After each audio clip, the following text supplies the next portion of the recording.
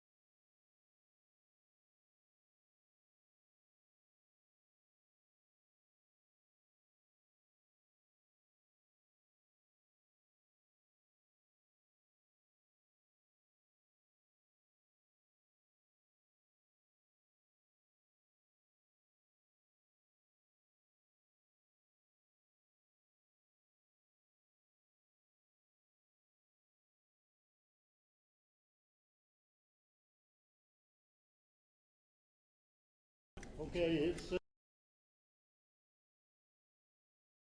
Ronnie's got a sign-up sheet for public comments. Anybody wants to talk, they can sign up.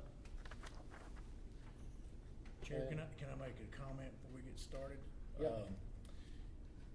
The Union County High School would like to welcome everybody tonight, and also they'd like to welcome everybody to come out tomorrow. They have breakfast at 8:30 tomorrow. Tomorrow is college signing day and senior awards. The signing day will start at 10.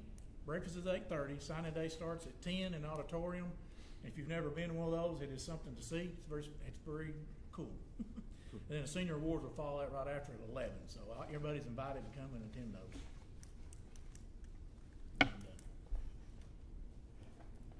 Okay, the next item on the agenda is to discuss the director's school contract.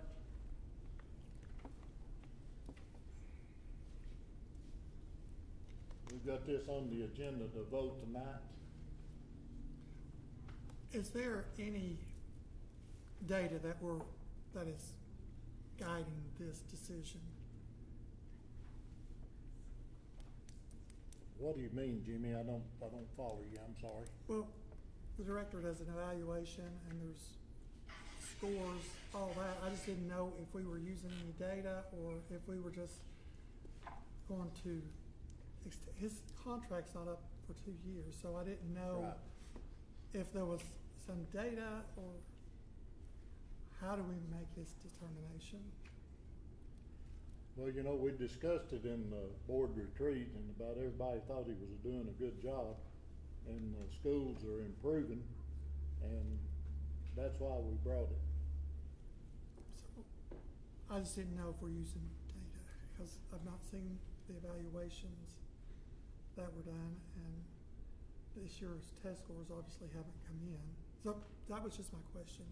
If we were using, because data is how we do all of our professional and actually students accountability.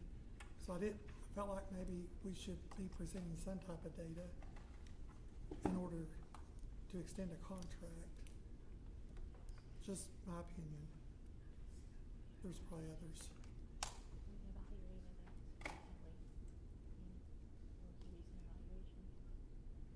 We did evaluate you, didn't we, recently? Last year. It's back in the fall.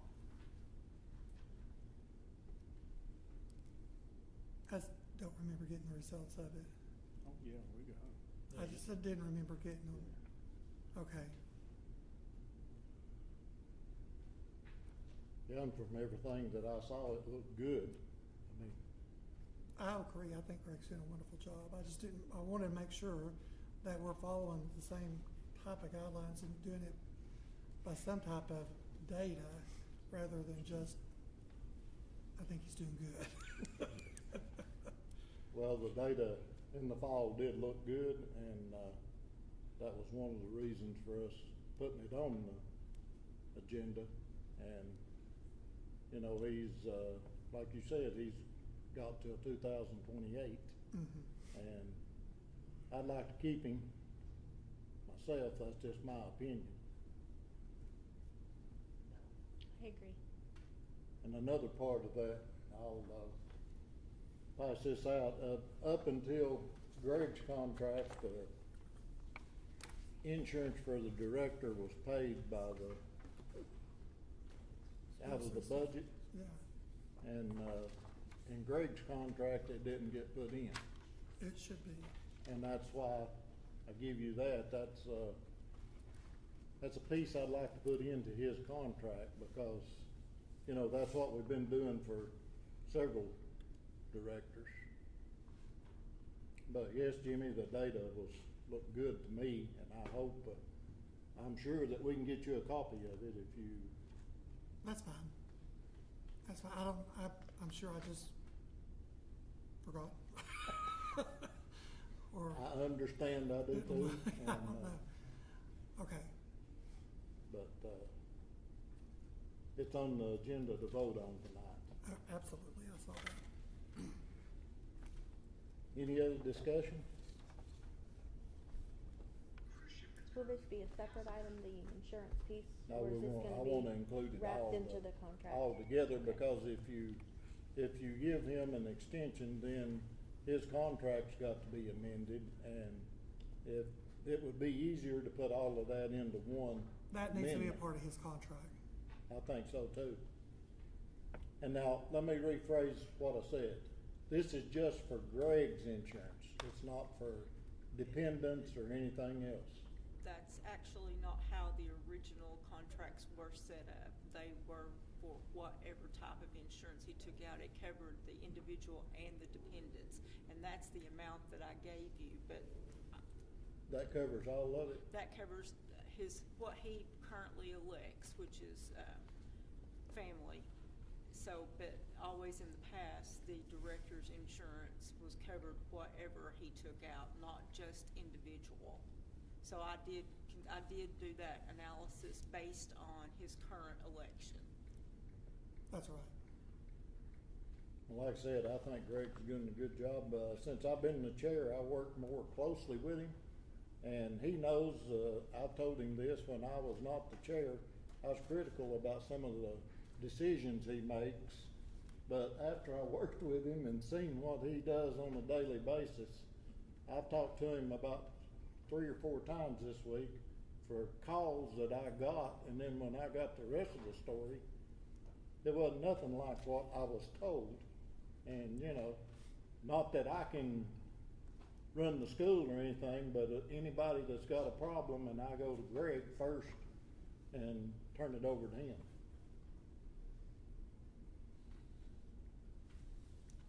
Any more discussion on that piece? I'll just say I feel like that he has the best interest of the kids in mind, and I appreciate that a great deal, and I think that he is responsive to the board, so.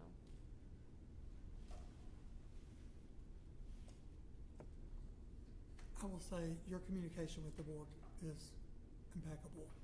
Thanks. And it's very much appreciated. Yeah, sometimes I talk to him too much. I'm just saying how you communicate with us. Okay, Mr. Seals is not here, so We'll go to the next one, Ms. Murray. I noticed in the newspaper that they're saying Knox County's enrollment is going down. How's ours holding? Ours is pretty flat. They've lost at the high school, but overall in the whole county, it's about the same as it was last year. We've not seen a whole lot of growth. Because I know I don't know about other schools, but I know in the last couple of weeks, we've got people that's come out of state. And did I read this correctly or not about charter schools? They don't have to take the TCAPs anymore? My understanding of the bill is they have an option to do either what tests they do in their private schools now. So a lot of times they take like you remember the old Iowa 10 that they used to have years ago? Some of them take those kind of tests, but they take the nationally normed test instead of the criterion based that we have in the state of Tennessee. But they have an option. They don't have to take the TCAP. If they have an option, I think public schools should too. Just to beat The them. NAEP. And No, then it's I'm totally glad different that test Near that they Paulette, take. they're putting guardrails up, cause they've been needed. Right. So hopefully that'll help things out. And gas is still above $3, going to $4 in a lot of places, so keep that in mind when you're thinking about increases for teachers. Thank you. Thank you, Ms. Murray. Okay, student representative. If you don't mind, come over here. We got a mic over here where everybody can hear you.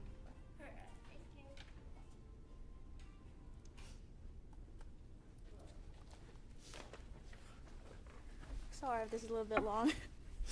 Hello everyone, it is nice to see you all again. If any of you do not remember, my name is Mary Caroline Mondea, and I was the first student representative here. Even though it has not been long since I last spoke here, our school has continued to make tremendous bounds with its achievements. As I spoke about previously, many of our sports and performing arts are currently in session, and they have only brought in triumphs with them.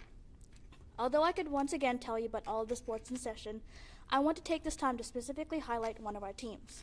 The tennis team has brought in countless accomplishments of our school in this one season alone. They have achieved countless victories during the solo season, with some even reaching the all-district finals. Despite them already providing wonderful representation within their sports, they are also setting an example as academic role models. Both the girls and boys division have brought in the Distinguished Scholastic Achievement Award. They gained this wonderful certificate by maintaining an average team GPA of 3.65 for the girls and a 3.8 for the boys. They shine as leaders within our school, both through academics and athletics. Within our performing arts department, we have also made tremendous milestones once again. Roughly 2 weeks ago, our UCHS Patriot Band hosted a TSSBDA concert festival.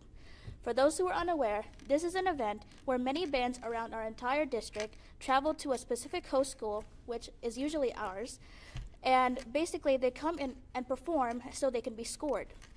A very spectacular thing about this event is that it is highly student-run. Our band students manage almost the entire program. This includes from dealing with parking, to the concessions, to just the overall supervising of all the students and all the staff. It is a very rigorous process, and many often grow tired of what's going on, especially as it is a 9-hour-long process of consistent managing, and sometimes you encounter some bad people who, of course, they're also stressed, but it's just sometimes hard for a student to deal with it. Despite that, our students are continuously working to provide the best experience for everyone. And it has gained many compliments from both parents and staff in general. So, in addition to them working hard, they have also achieved the superior rating for the fourth year in a row. So sorry. But basically, they work hard all the time. And it's not just the band either. Our choir has just went to a festival for the first time in 17 years. Within that 17-year gap, they have never went to a competitive performance. Despite that, they have performed and gained an excellent rating, which is the second highest rating possible. And with that, they have only gained that not just with a group of upperclassmen, but with the majority class of underclassmen. So this includes the freshmen and the sophomores, and they are able to represent our school despite being so young. Now, as much as I love our underclassmen group, the school year is rapidly ending, so I must highlight our awe-inspiring seniors. This year's senior group has had a very long and rocky path throughout high school. After all, they spent a majority of their middle school careers trapped in quarantine due to the pandemic. This can create countless challenges, as that is a very tremendous part of growing in regards to both our academic and maturity journey. Despite that, this group of seniors has not let that stop them. For starters, 20 of our respective seniors have achieved college credit through a very rigorous and long college-level exam. Despite all of their hard work throughout the semester, they would only gain that achievement through this one single course and one-time exam that lasts only 90 minutes. That entire semester is rounded up to that one single test. Despite that, really, it's very pressuring, but our students didn't let that stop them because 20 of our seniors were able to achieve that gift. And as previously stated by multiple of our student representatives, we have a middle college program. And I really did want to highlight them tonight because 4 of our wonderful seniors are walking the stage tonight at Walter State Community College as they have completed the course and are achieving an associate's degree even before gaining their high school one. Graduation is always a very melancholic feeling for everyone. Most of us in this room probably understand the bitter feeling of watching our loved ones walk the stage. Both fortunately and unfortunately, it is something that is bound to happen. Within the next week, the final moments of the class of 2026 will occur. Tomorrow will be the senior signing of our wonderful students. They will be signing from a range of our local TCAT right next door to all the way to the United States Naval Academy. Once Monday arrives, they'll be walking across their respective elementary schools for the last time. Finally, on May 15th at 7 p.m., our wonderful graduating class will be walking across the stage to mark their final moments of their high school journey. To conclude my portion, I would like to thank the board for granting our high school students a chance to present to all of you. To those of you who I've spoken to about their time, it has been nothing but a joy. This opportunity has not only aided our students, but also revolutionized our school. As a member of the class of 2026 student representatives, I would like to say it has been an honor being under all of your care. If any of you have any questions regarding dates or other high school aspects, I would be delighted to answer. If not, I will conclude my time. Thank you. Thank you. That's excellent. Thank you. Very good job.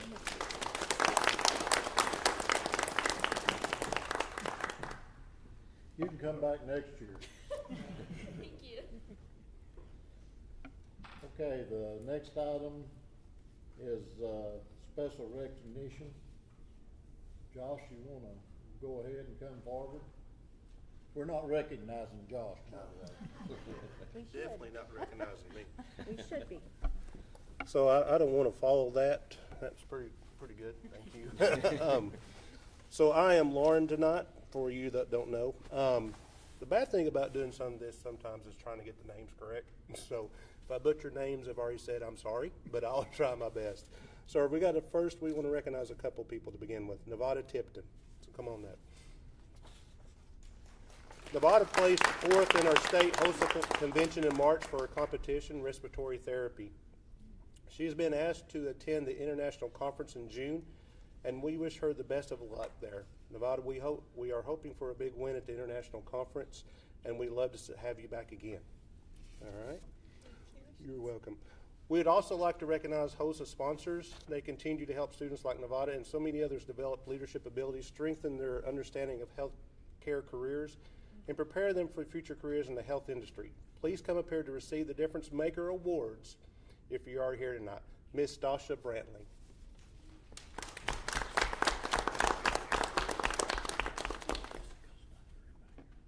I will add that Ms. Nevada is the only person representing Tennessee when she goes to Indianapolis, so that's quite an accomplishment for her. Congratulations.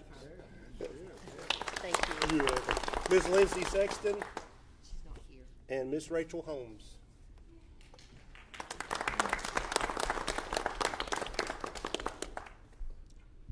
I think I got that right. Thank you. Don't nobody leave. I'm supposed to get pictures. All right. And that's even harder. All right. We'd also like to recognize the following students for receiving their Tennessee FFA state degree.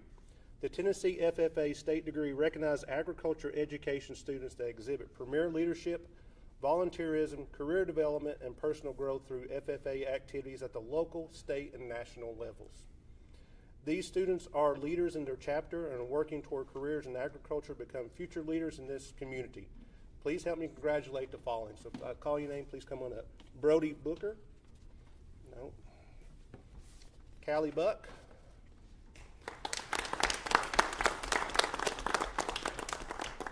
Trick Jones. You're welcome. Madison Cole.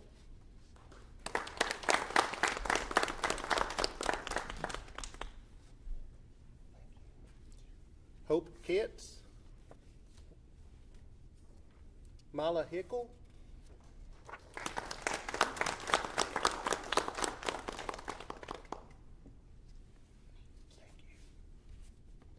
Kason Paxton. Ben Woods.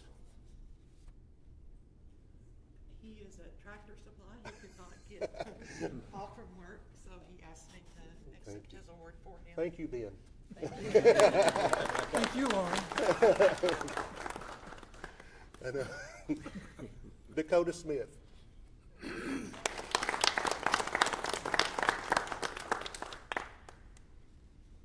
Least but not last. Thank you, Dakota. We would also like to recognize and sincerely thank Mr. John Fugit for all the hard work and dedication throughout the years with the FFA organization, Agricultural Education. He receives the Difference Maker Award tonight for his premier leadership throughout the years, making a difference in the lives of so many. He is a true game changer in our community. Mr. John Fugit.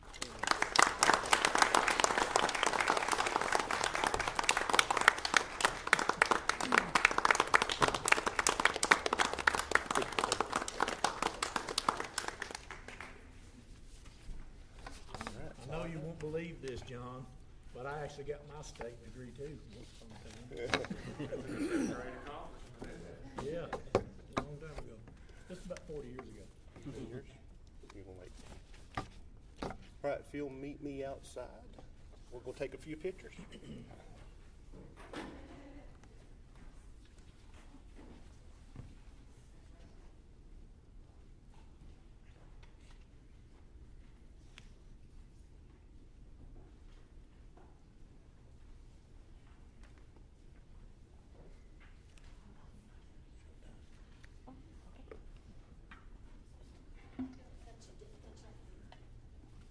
Before Rebecca gets started, I'd like for all of the ones with central finance to come up.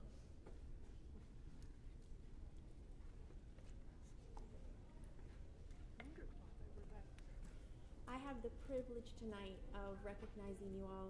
This is from the board and the office. We learned last meeting that you all are doing an excellent job. We already knew that, but we learned just how excellent you were doing when we were told that you all are recognized by the comptroller getting your numbers in so quickly, which helps us as a district to do our budget. So the board and the office has gotten this for you all. Thank you so much for everything you're doing. And I'll go ahead and read it. A sincere thank you to the Union County Centralized Finance Department for your premier leadership in budget management and stewardship of district-wide assets. Your commitment to excellence ensures strong financial compliance and supports the continued success of our district. Missy Brown, Director, Stacy Warwick, Ashley Webb, Keith Cox, Sherry Jenkins, Crystal Flatford, and Dakota Burgess. So we thank you and we honor you guys. Thank you. Thank you.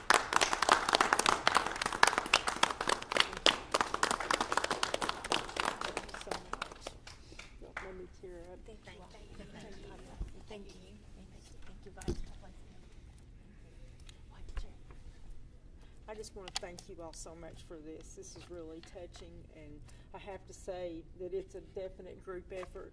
I couldn't do it without my crew. They are amazing, and I really appreciate how much extra work they put in, especially this time of year, and we really appreciate this. We will hang this with great honor. Thank you so much. We really appreciate it.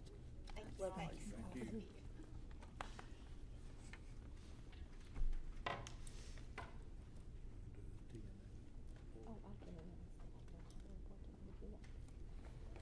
Okay, for the legislative representative report, I actually am going to give you all a report next month. The TSBA meeting is on May 22nd, so I'm going to wait till we have that meeting to do a report for the board. So I don't have anything tonight to hand out to you all or report. Okay, we don't got no school trips and no contracts. So the next one would be the director's monthly report, budget amendments. Miss Missy. Thank you, guys. Appreciate it. Thank you again. I really appreciate it. Tonight, we have a few budget amendments, trying to clean up everything for end of the year. I have pages 1 through 2, or 3, page 1 through 3, are Fund 141, the general purpose schools. These budget amendments are requests to move funds within the appropriated budget as needed to utilize the spending of the grants for pre-K, and this request is to move funds within the appropriated budget as needed for the rest of the 141 department. Any questions on 141? I'll move on to page 4 of 6, which is Fund 142. Fund, at the top of the page is Subfund 801, CTE Perkins Basic. Bottom of the page is Fund 101. Both of these are requests to move funds around in the allotted budget to better utilize the final spending of the grants for the year. Any questions on those? Fund 143 is on page 5, the Central Cafeteria. This budget amendment request is to transfer within the appropriated budget as needed. Any questions? And then the final page at the top is Fund 177, Education Capital Projects. This budget amendment is to enter into budget for the Chromebook purchases, central office carpeting, and the Union County High School HVAC repair. The carpeting is due to the water damage that was sustained at central office, and these are all being moved around within that budget with no new allotments. And the bottom of page 189, this budget amendment is to enter into budget the Horace Maynard Middle School bond proceeds number 3, and this is the final draw for the bond, and this should hopefully be take care of the building of the rest of the school. So, any questions? Anybody got questions for Missy? I don't see the Chromebook specifically listed out here. Do you happen to know off the top of your head how much that is? It was $60,000, but only 30,000 of it came out of 33 to be exact. Came out of 177. The other came out of the technology budget. It'll be on your 141 page. So, okay. All right. Thank you guys very much, and thank you again. I appreciate it very much.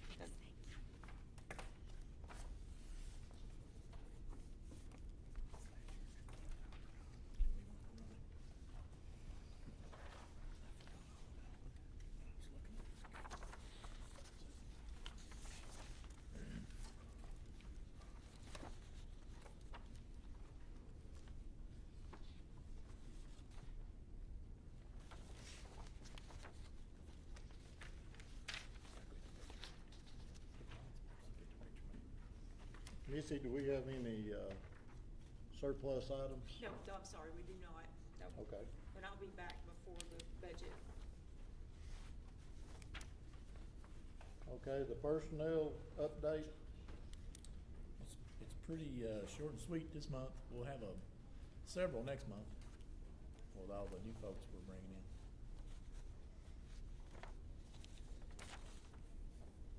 in. Any questions on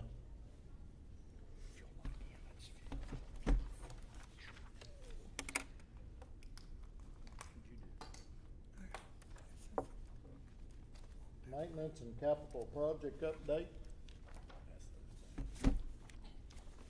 You got the spreadsheet on the cost for the middle school coming around.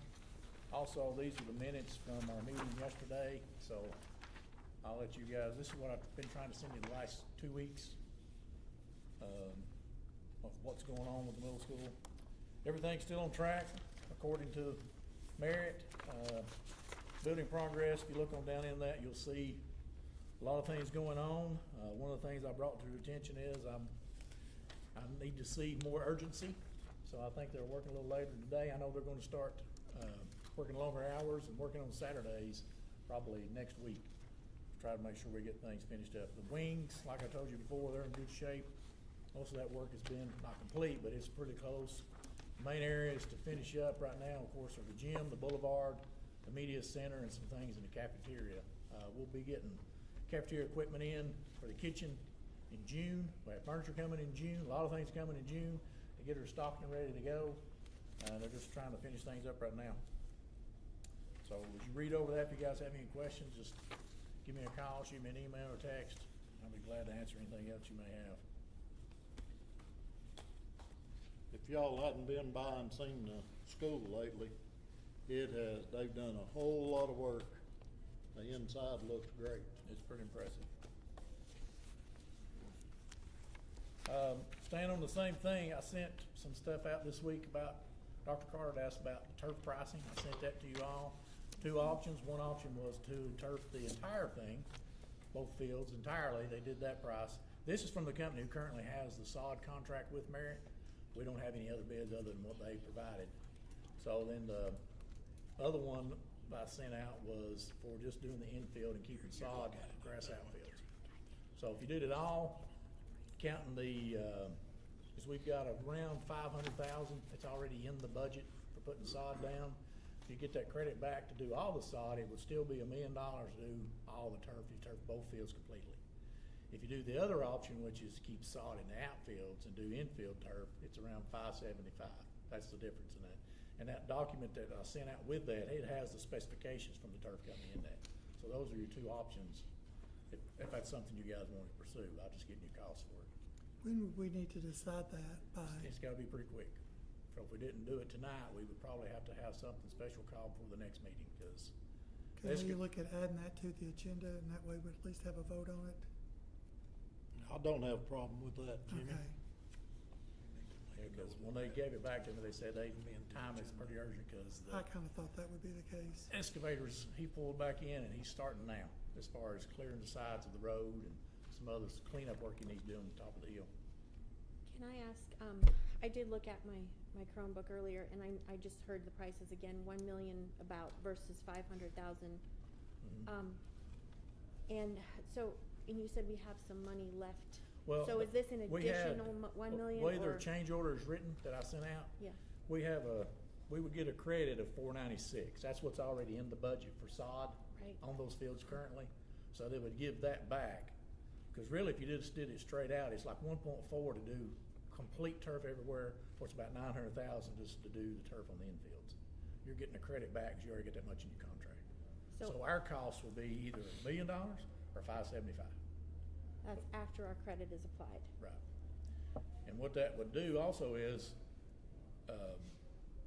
since we only have like 300,000 left in contingency, this would be above and beyond what we have contracted with Merit. So we'd have to go beyond that. So you'd have to do some kind of a budget amendment with them, like we did when we did added the baseball in and Right. added the rock in.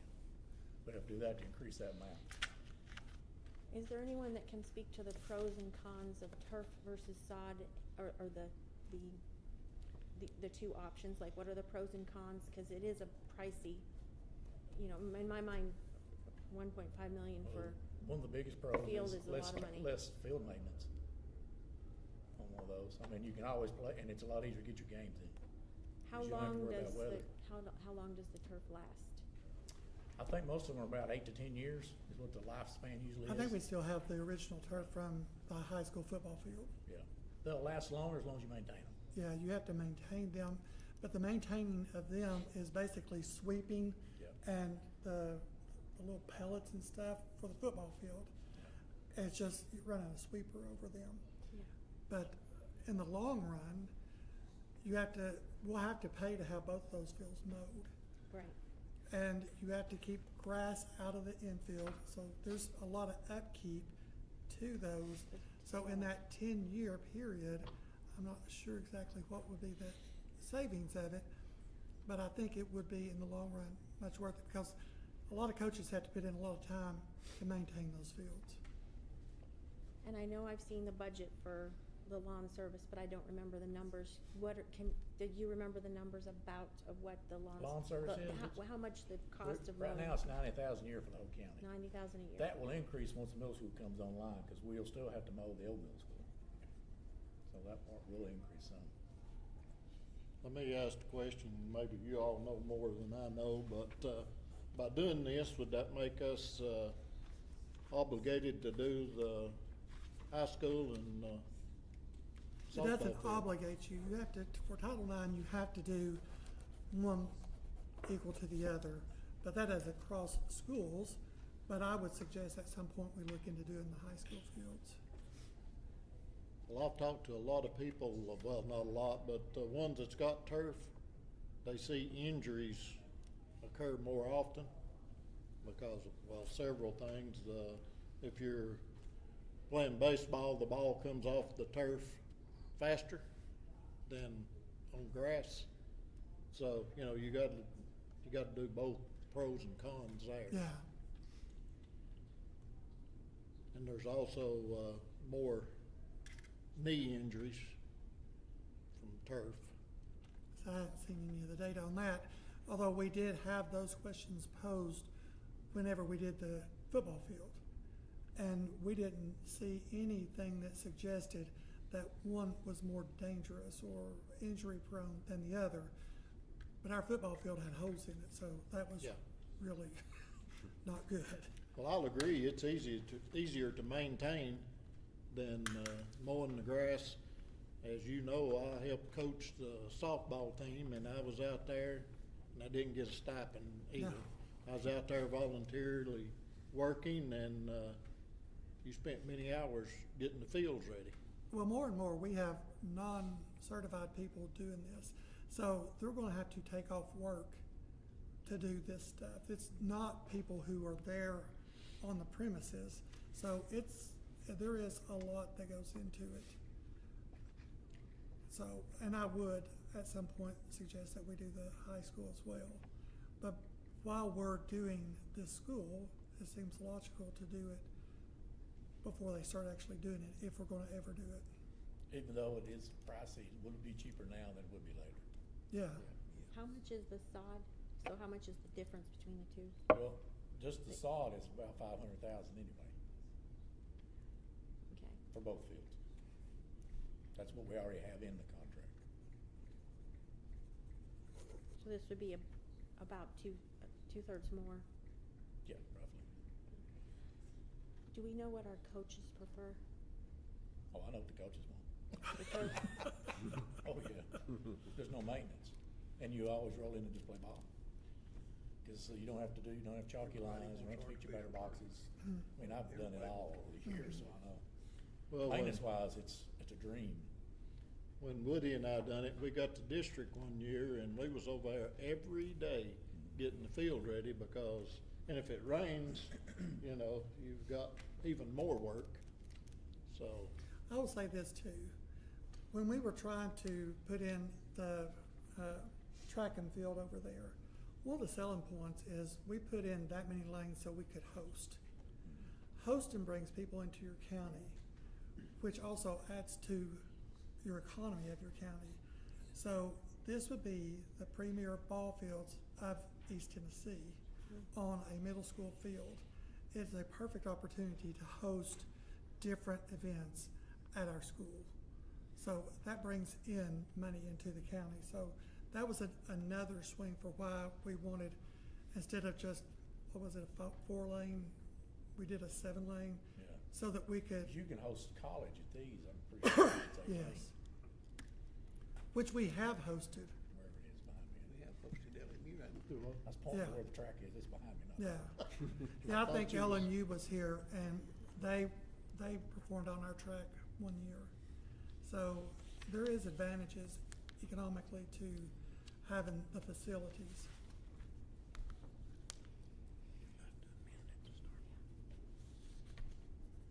any more discussion?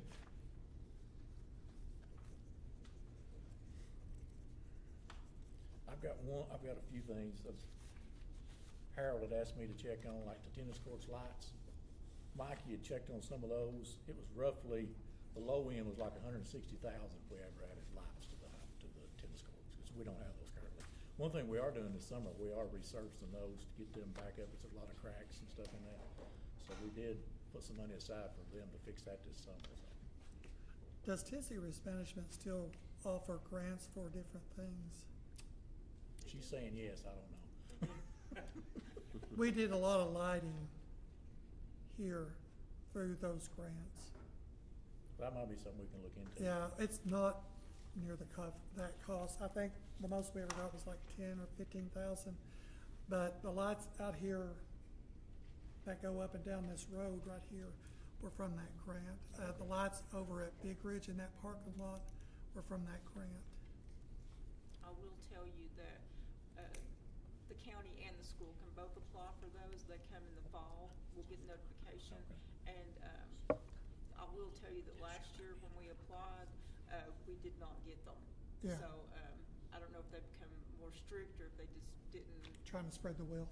I guess, yeah. Because we But- got it like 2 or 3 years in a row. Yeah, we did get it several years in a row, but we will have another opportunity to apply. It's called the safety grant, and we'll be able to apply for that in the fall. And the tennis team, as our student rep alluded to, had a great season. They've really grown. He's got 20, 25 kids or more out playing tennis now. And for maintenance, there's ongoing HVAC stuff. We had an issue over at Big Ridge. We had to dig up a water line, fix that. We've had to repair the sewage plant over at the chapel a few times. We keep burning up pumps over there occasionally when things get in there. So ongoing things like that's what we've been working on the last couple of weeks. A couple of things we are going to try to do this summer is working on some fencing issues down at Paulette, the playground fence. That is kind of fell apart on one end, so we're going to get that repaired. And one of the things, just working with Missy, that I was wanting to fix is to expand the ball field fence and just fence the whole square, so the kids about double the size of their area to play. Because they're really restricted on how much land they have to play on down there. So that's one of the things we're doing with the fence too, to try to make it bigger for them.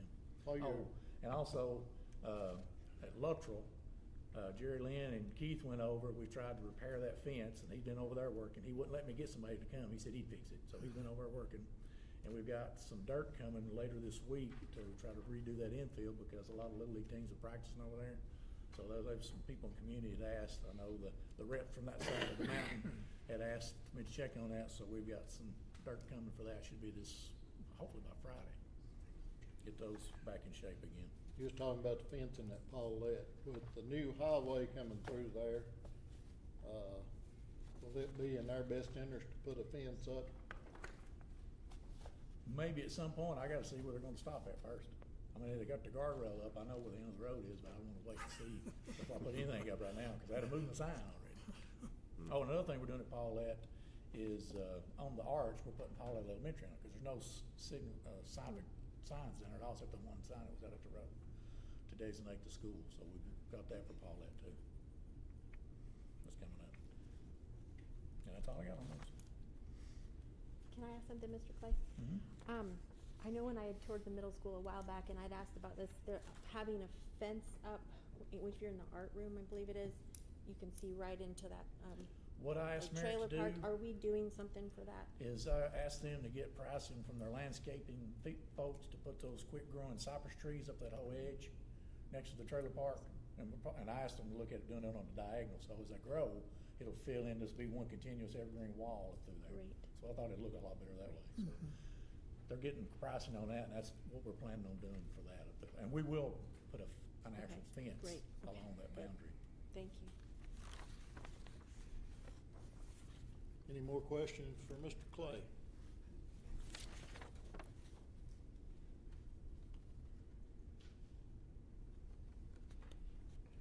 If not, we'll move along, and the revisions that TSBA has had us to do. If you ain't read those, folks, you need to read them. It's good to go to sleep by. Yeah. And if you haven't read them, you're about to. To help this little discussion, I made you a copy so that you have a paper-held copy, so you don't have to flip back and forth on a computer. And Mr. Clay and I are gonna tag team and try to tell you as best we can what we recommend for you to do with these. And when you flip through, you'll see that policy 2.400's first, there are two versions of it. And we're recommending that you all approve the first version. And the changes on it, there are none on the first page. The second page, collection of funds through online payment. Approved district staff may utilize software approved by the director, for example, Parent Square, and other things may come in the future, but that's what we have right now. And then down on line 20, it says processing fees for these transactions. They wanted us to select shall or shall not be charged, and we recommend shall be charged. Can I ask what price you recommend to be 3%. charged? How much? 3%, that's the standard on any kind of credit card or anything. Does it cost us to do this? No, doesn't cost us. So it would just be an income for us? Well, it's just basically to cover the processing fee when they swipe their card, that's what it's for. But we have to pay that, right? Do we have to pay a processing fee? We would if we didn't charge it. Okay, So saying shall, it relieves us of the 3%? Right. Okay. It's like if you go to the courthouse, you swipe your card up there to pay for your tags, they're gonna charge you 3%. Here's Charlie, a copy. Got that. Thanks, sir. Thank you, ma'am. Okay, and then moving along. The student wellness policy, that mainly would be Eddie Graham's department, and he has reviewed this policy, and he is fine with it as TSBA recommends it. There is that line on the second page, include any special exemptions for infrequent school-sponsored fundraisers. We didn't have that in the current policy, and we don't recommend putting it in here. So other than that, as TSBA recommends it. Then flip another page or two. Policy 1.404, TSBA recommended appeals to and appearances before the board. We took out insert local requirements if applicable. We already had the 5 minutes, is that what, that's what? Yeah. 5 minutes in our current policy. And it on down moves in it the- down. And, On the bottom of it, the change is, we already had the 15 total minutes, 5 minutes again, the 5 days in the very bottom, then 5 minutes amount of time. Those are in our current policy. The only thing that would really change if you guys would choose to do it for this one is where it's highlighted, the comments shall be limited to topics on the agenda and matters that are germane to the school board's jurisdiction, kind of thing. So we just put in there a not on the agenda, and that to me, that opens us up to anything could be brought up, kind of stuff. So that would just kind of make it simpler to me if we adopted this one. And that's TSBA's recommended Yes. that was in here? yes, that red print is their red print. Yes, I mean, okay. like they highlighted it that way. And then flip over a little bit more, and you get in, there's a lot of explanation pages, and then keep flipping, and you'll finally get to, Ronnie, I'm sorry, Yep. I don't mean to interrupt. So, when we do this, if we pass this on first reading, do we need to fill in all the blanks as we go? Oh, well, yeah. those that's- blanks are 5, 15, 5, 5. Okay. Yeah. I That's didn't what know. we have right now. I didn't know if we had to, how do you approve that? Well, this I is- approve the 5, 15, 5, 5. Well, basically, we're telling you, you know, what we recommend from the central office level. So we can make the motion or approve it on, Right, based on to approve the central director's office recommendation. recommendation. Okay. I was starting to see all these blanks and I'm like, how are we gonna approve this? What's- And really, I think just that, there's that one small change that adds the ability to speak on matters Yeah, that's germane that to the one sentence. district. It's So that that's one the sentence. change. Yeah, if you don't do that, then, anybody that's got a axe to grind can come in and talk about a little bit of everything, and, Only for 5 minutes. 3 if, 3 if you cut them off. Yeah. And we kept the time limits the same, 5 minutes per person, total of 15 minutes per meeting. Then 1.804, alcohol and drugs in the workplace. The bottom piece is what's new, and how we would handle that, what we recommend is, we would add a module to say schools, for our teachers just to basically review this policy, then they check that they reviewed this policy, so they would know. We do that on several other things we already have in place now, so that's how we would handle the change for this one.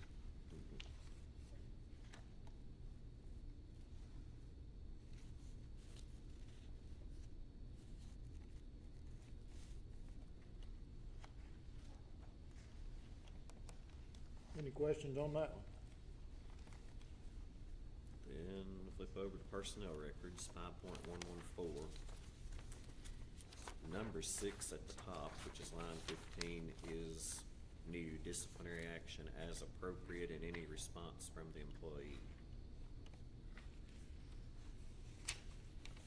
And then if you go down to number 5 and number 6, the only thing they did in number 5 is they added the word guardians after parents, so it's parents, guardians. And then number 6, it talks about what information the public may not obtain. And they added, or the results of individual teacher evaluations of an employee. That's already against the law to give to anyway. Yeah. But they're specifying it in this. So we just recommend this one as recommended. And the next one, 5.1151, it just adds a line in lines 8 and 9, telework outside times of emergency is not permitted. Other than that, didn't change anything. Did we have this policy before though? Yes. You did? Okay. Except it didn't, Didn't have that line. yeah, during COVID, it was acceptable, you know, to work from home. Right. This takes that out. And then 5.200, separation practices for tenured teachers. That whole first section, first 12 lines, is different.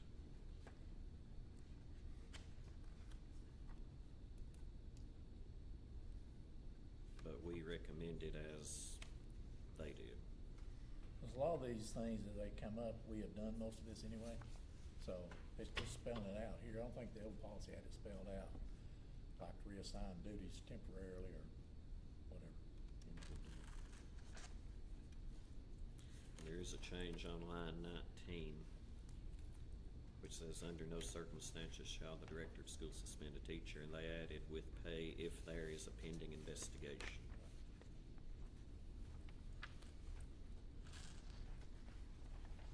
And they didn't change anything else in that policy. And the next policy, that one addressed tenured teachers, the next one addresses non-tenured, and it's pretty much exactly the same change. Same language that they changed.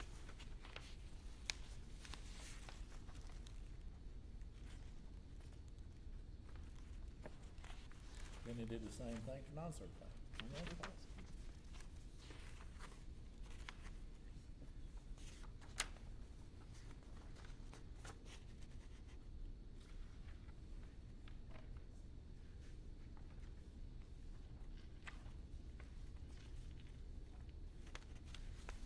And then when you get to sick leave, 5.302, lines 11 through 14. It's brand new language. This one. An employee absent for 5 consecutive working days shall submit a doctor's statement verifying illness or injury of the employee or immediate family member. Frequent use and/or suspected misuse of sick leave by an employee are sufficient grounds for requiring a physician's certificate stating the reason for the absence. That's about anywhere you work nowadays. And the other two would have, the principal and director of school, we recommend leaving it the way our current policy is central finance, because they keep up with that. Instead of us. I mean, I'd have to call Missy or somebody in her department to say, okay, how many days do they really have left? But that's what we have in current. Does the law require us to have that shall submit a doctor's statement in there? No. I'll call Jennifer White and ask her to, but do you know if that's required by law? to hold that meeting. All we know, that's TSBA's recommendation. Yeah. I It did doesn't try to have a call Jennifer White, notation I of a just haven't PCA. heard back yet on that. But I do not have an issue with that at all, so I think for this time in a row, you should select something. You should be pretty sick if you're missing 5 days. I just hate to see a burden put on, I know that it could probably be abused, but I hate to see a burden put on teachers to make them go. I know I'm still been out there and I'm sick, so I mean, Lines 25 and 26 under support personnel. We already had that addressed in our current policy, but they have lines 25, 26. Hey, So, excuse me, Ronnie, Jessica is sick and she wants to join in, so she can hear what we're saying. Thank you.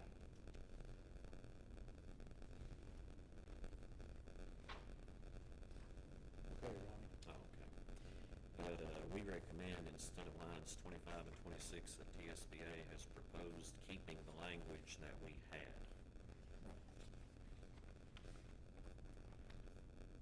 So really the only thing that we would recommend changing this one is adding lines 11 through 14. And what we already have in current policy, the rest of that wouldn't change.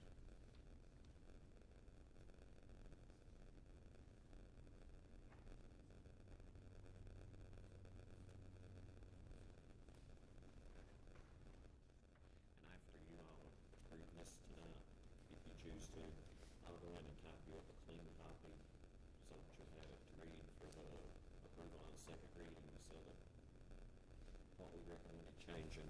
Those blanks be fine. Yeah, so it's cleaned up.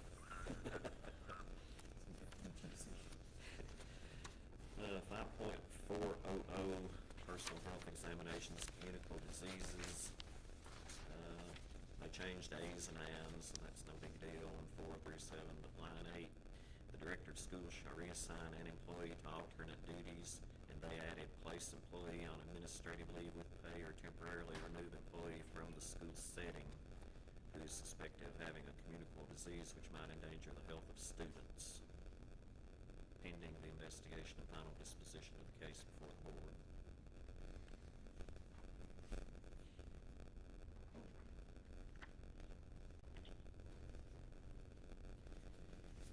And then 5.403, reasonable drug and alcohol testing for employees, they changed. About rewritten the whole policy. Yeah, they changed a lot.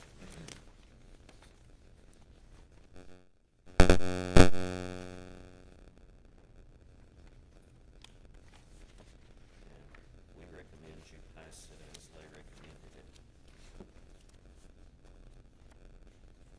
I believe it was just adding more detail to this policy, because there's been some things that have changed.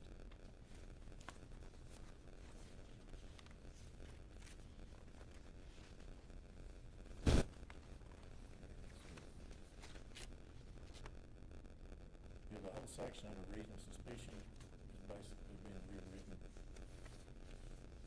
The first page of the pass is what they rewrote. When you get down to the middle of the second page, it's pretty much the same. There's a testing for CDL, that has not really changed.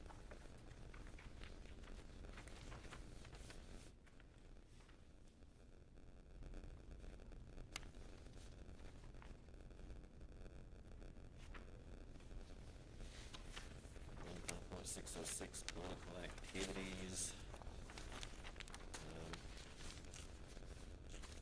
Employees may, they basically, the second paragraph's a lot different. Employees may on their own time campaign for or against any candidate or referendum, but are prohibited from using district-owned property to engage in political activity. District-owned property includes but is not limited to all buildings, signage, message boards, telephonic equipment, electronic equipment, and email accounts.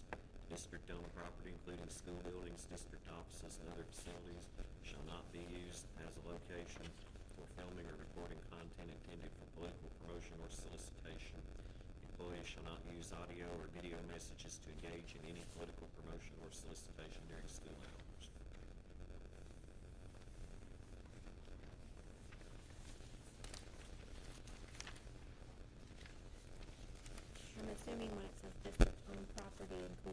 buildings, that's talking about by the district. But it could, but like somebody could come and rent something, or is it completely? Well, this mainly applies to school employees. Right, that's what I was assuming, that that's what means. They can still rent out things, I mean, if the principals agree to do the, the usage of the building.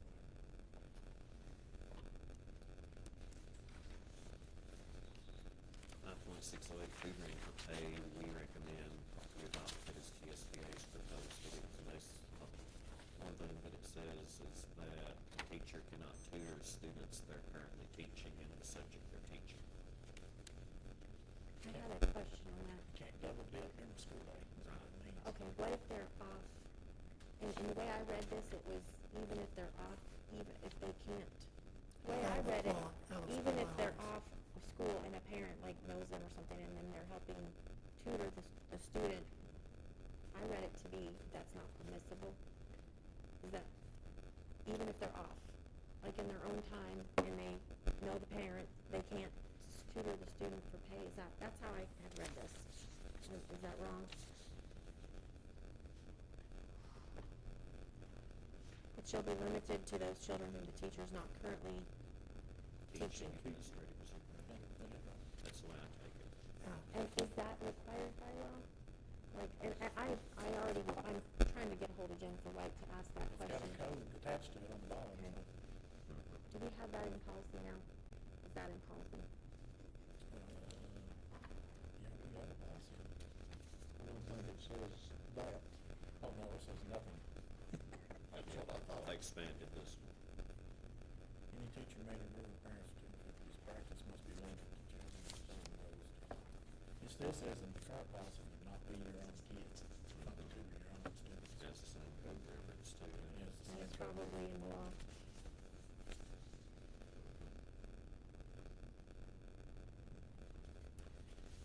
And last but not least, the director of schools.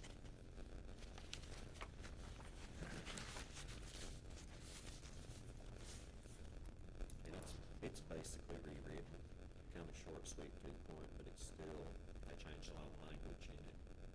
But we recommend that you go with TSBA's recommendation here.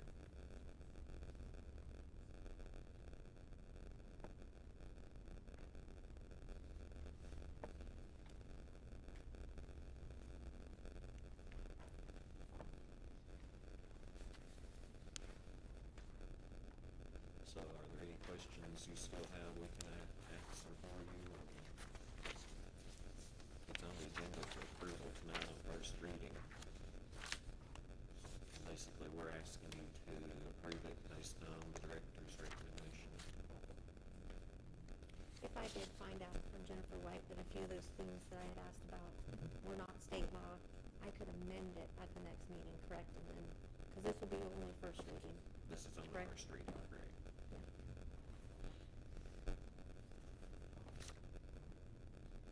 Any more questions or discussions? I'm about to sleep then. Ronnie has other things to do. It's my lull tongue. Okay, if there's no more questions, we'll move on to discuss middle school sports off-season pay.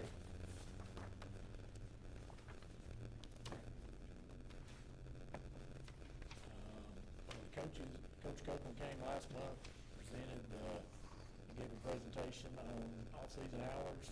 Basically, his presentation had like $28,000, I think was the total cost on that, so it's just, what I guess, what are you guys considering, what would you like to do?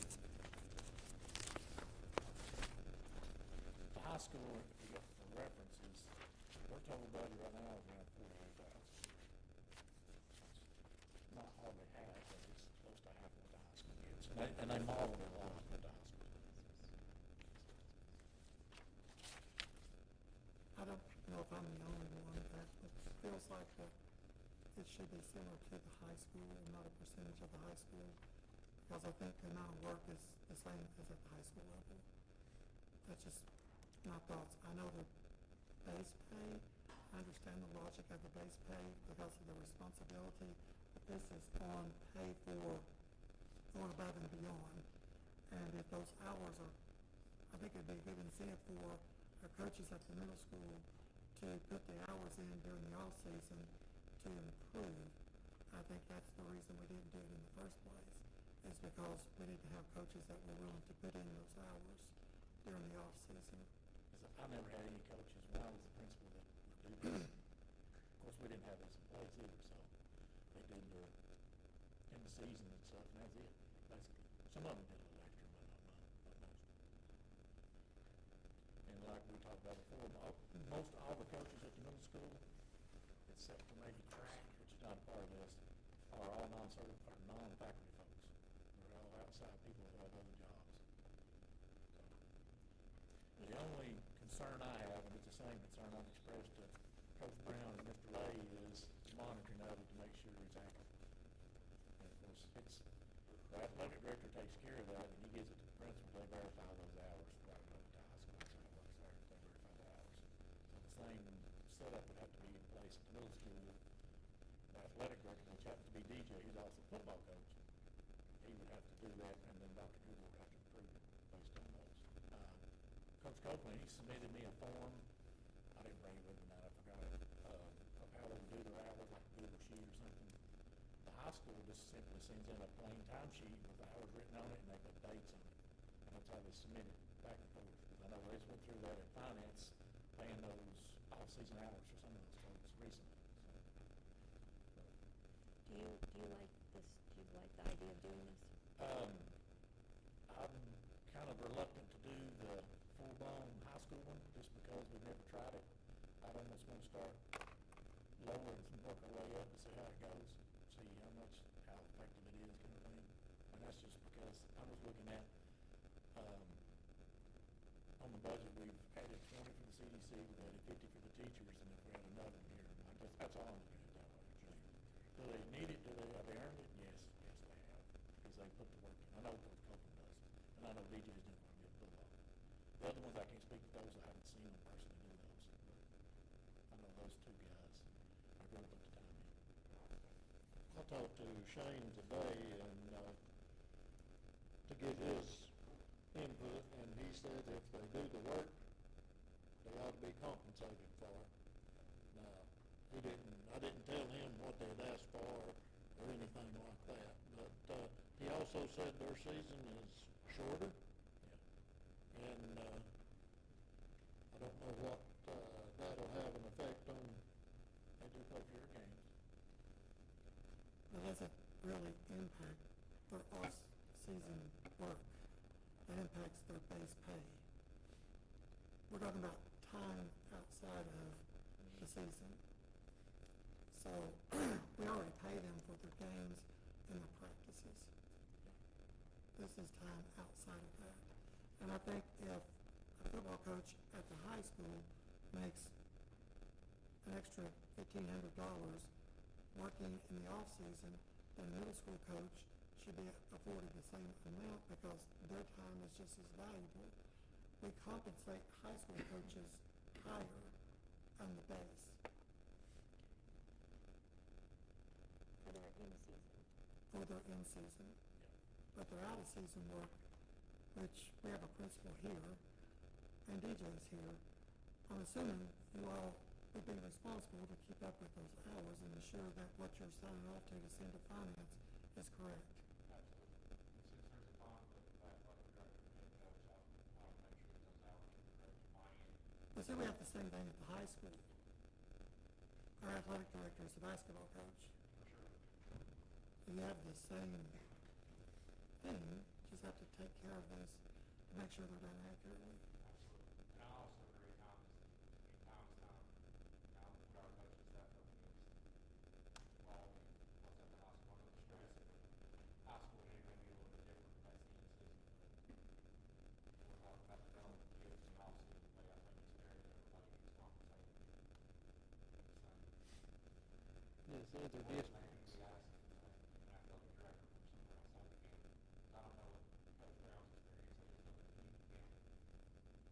Does other districts do this in surrounding counties? From what I understand, Anderson County, theirs is built in or something. I don't know, but I don't know anybody that does off-season. and they may be, but I just don't know. So this is a way that we could justify giving our coaches more money by showing that they're working during their off-season to earn that money. Because if you're going to win in a sport, you're going to do it in the off-season. You can't come in at the beginning of basketball season and start practice and say, okay, we're going to have a winning season. There's so much work that goes in during the off-season. And so it's just promoting that and giving the appreciation. Because I can almost guarantee you there's coaches at the middle school that are currently doing it without being paid. Well, I did it for 18 years and didn't get compensated for my summers. Would you like to have? Well, I'd love to have. I might still be coaching. That's what, I just think off-season is different from what you pay. You have a pay scale difference for during season. And high school and middle school should not be the same. Nor should elementary and middle school be the same. It's a different beast. I understand where you're coming from, but what's the budget impact? Because, you know, there's 28. Coach Copeland proposes 28,000. 28. That's what he proposed. And what would you say, you might think of doing something maybe a little bit under that? What do you think You a could good always number tweak is? it to go less hours, and if you wanted to add more hours later, you could. Something in that regard, you could do it that way too. Or you could just start out with what Coach Copeland proposed, and try that. And it's up to those folks to make sure it's monitored, and if they don't use their hours, don't pay them. Just don't say, you got 100 hours, better use them. Yeah. I want, it should be quality when they're doing it. Because I know DJ, I would think he would do that. Because he's been kind of like the one-man show over there, so if he has some of these hours for him, he might actually get a coach or two to help him. And I'm sorry, I just stepped out for a phone call, but when it comes to the time card, I sent one out. We have a time card I've created that takes multiple levels of approval from the coach, the athletic director, also to the principal before it ever gets sent to central office. So if we did something of that nature, it would be, I feel like, you know, like you said, no conflict of interest, just make sure that multiple people sign off on it, but agrees that yes, this was done. And we could even add a bullet in there if we wanted to say to keep it as quality. We could keep it as such and say, hey, this is what we did, you know, the week of, and not just say, hey, we worked 200 hours in the month of May, but actually say, in the week of this, we worked this many hours, the week of this, that's how I have it broken down on that. Not just a, one line, pencil in, crayon drawings.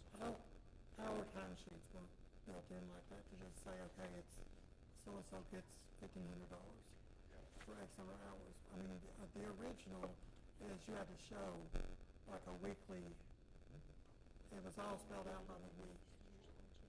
I worked construction about my whole life, so when we turned in time, it was daily. Yeah. We turned in daily sheets. So it's not. We could So- do it however is presentable to us, whatever you want.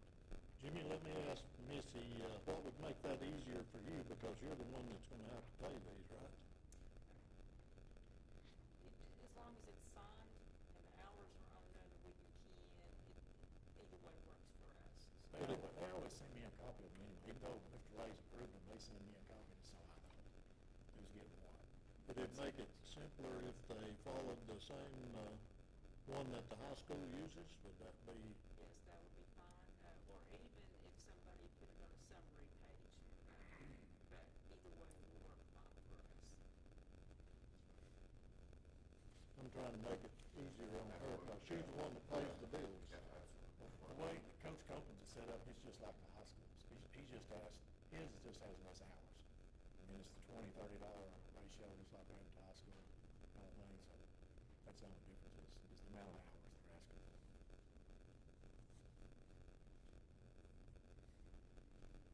Any more discussion?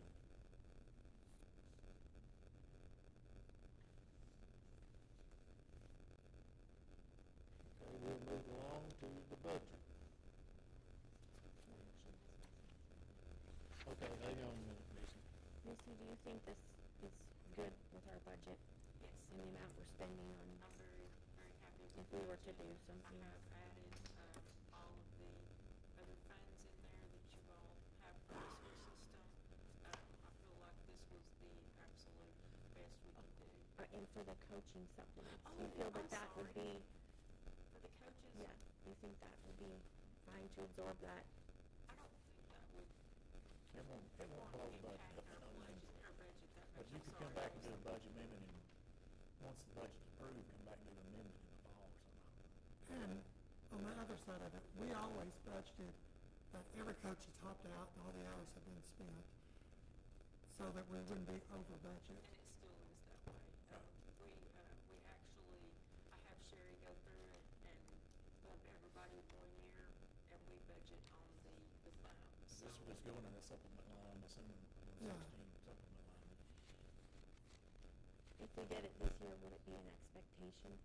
Like, Well, if you do it now, then folks like, I know football is working on doing spring ball stuff right now, I DJ.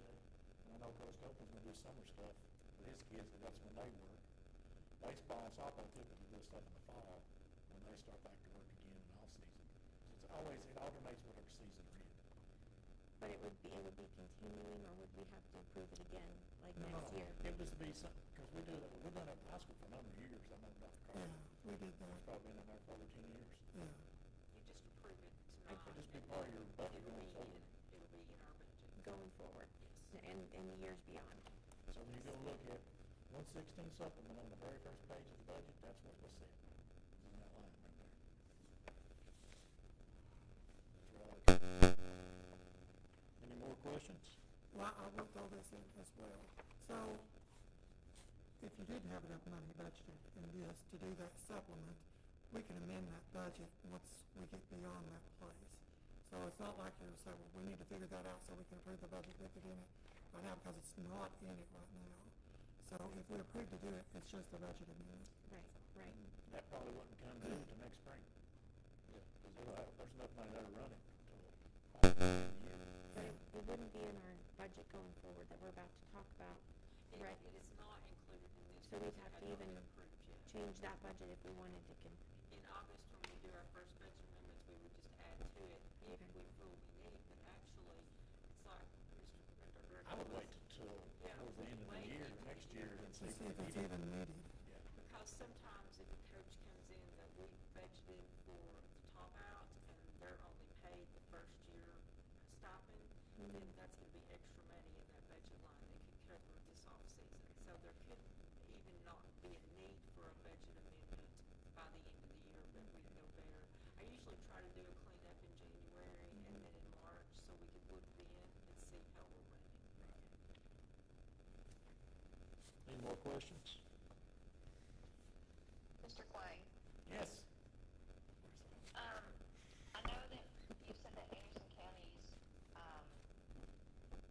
they don't have an additional pool of pay, I call it the pool. They don't have that, but it's built into the supplemental pay, right? They have a supplement, one-time, they have a big supplement, which is a lot more than what we pay for their coaches. Okay. So it's built in Okay. there, from my understanding. Okay, but if you were to take our supplemental pay and add the 28, I think, thousand that has been, presented to us, how does that compare to what Anderson County pays out? Oh, I don't know that answer.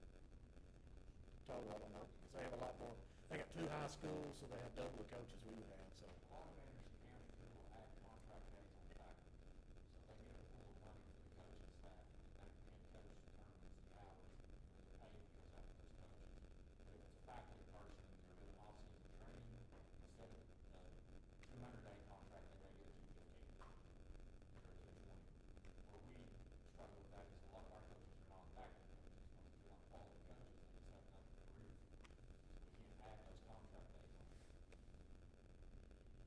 The data I was able to pull from Anderson County, but we're still below pre, which all I had was the high school, which obviously we're below them on the high school level. And so middle school would be further, even further below. So, which Anderson County has, Dr. Clay, Mr. Cliff's already said, and we're already, we're different, we're smaller. So, but in that aspect, when I was pulling the data from Anderson County, we are much less than Anderson County. I think, so just to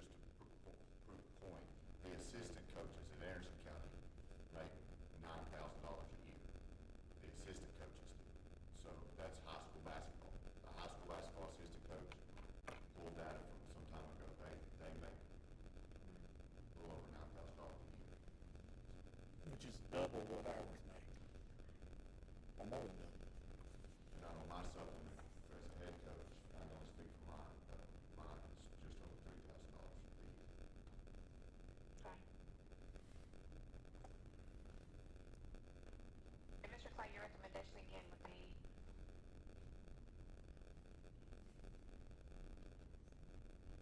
Well, as far as the budget, we can absorb this like everyone that we've already talked about. That's not an issue.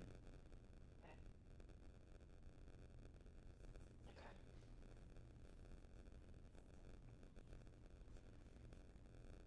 And if we get into, something tight down the road, it's something can always go back and change later. I mean, it's not set in stone forever.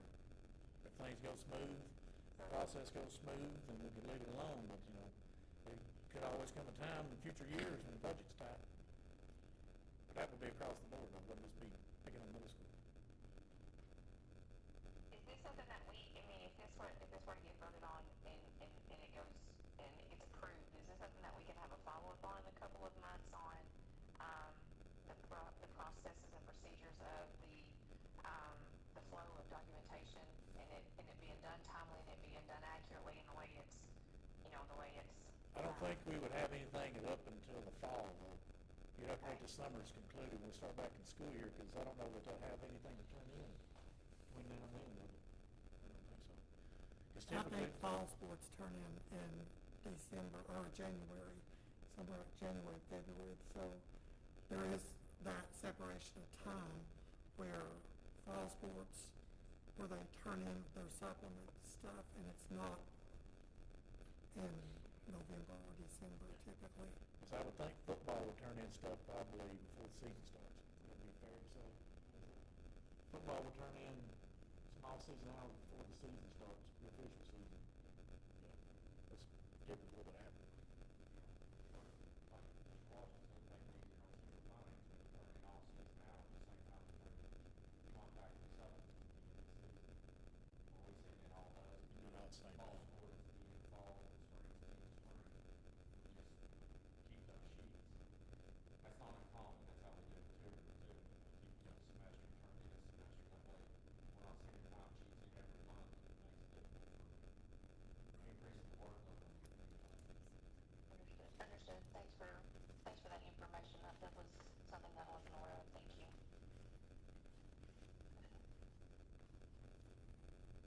Any more questions or discussion? I'm just trying to think of all the possible ramifications of doing it. And if, let's say we did get a tight budget in the future, and I know when you give something out, it's very hard to take something away. And I want to do this. Is there a way we could do this year by year, like so it wasn't like an expected compensation? Or is that not a good idea? I would Okay, recommend that. I figured I'd ask. Once you put it in, I'd put it in, because if we get to the point where we have to do something drastic, and I'm always a doomsday guy, and it would be across the board, because not just the coaches here, it'll be cuts everywhere. Okay. Because you can't just cut one place, in my opinion, without touching every Right, department. absolutely. Okay, right. It would make it easier on the finances part to know up front that we need to put this in the budget, knowing that we had to wait on a vote. It probably would not be able to be included in the budget. It would have to always be a budget amendment. So I agree with Director Clay that it would Okay. make more sense to do it. The one thing I'll follow up with the high school and Missy is I'll make sure that we put these, we're gonna have dates when these things are all due to be turned in by, and if they miss it, they don't get paid. So I'm gonna put the pressure back on the schools, make sure we get this stuff turned in when we're supposed to, because coaches are notorious, and I was a coach, so I know, that they might not get some things turned in on time. So if they don't turn in on time one time, they don't get paid, they'll turn in on time the next time. Yes. So I'll make sure, I'll follow up with the high school, see what their process is, and I want these processes to be the same as far as how time is accounted for and when we pay. So that makes it easier on finance. 3 times a year typically is what it should be. Yeah, that would be better, because we're already fighting to get time sheets, normal time sheets on time, every paycheck, even though everyone knows it happens every 2 weeks, we still have to call, and that's just taking far too much time. So I know my middle school folks are gonna be model citizens to get this in on time, right guys? We will hope so.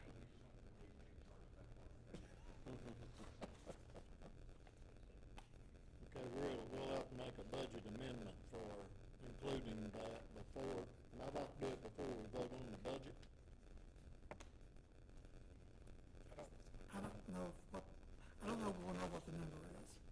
That's why I was suggesting maybe up in January, if you're starting, because you've got the money for the whole year in the line, and the middle school's not going to absorb that much.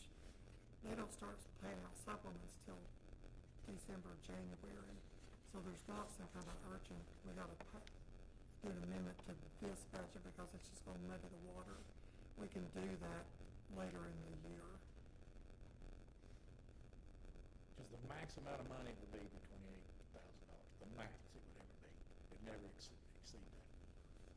It's totally up to you. I can do it either way.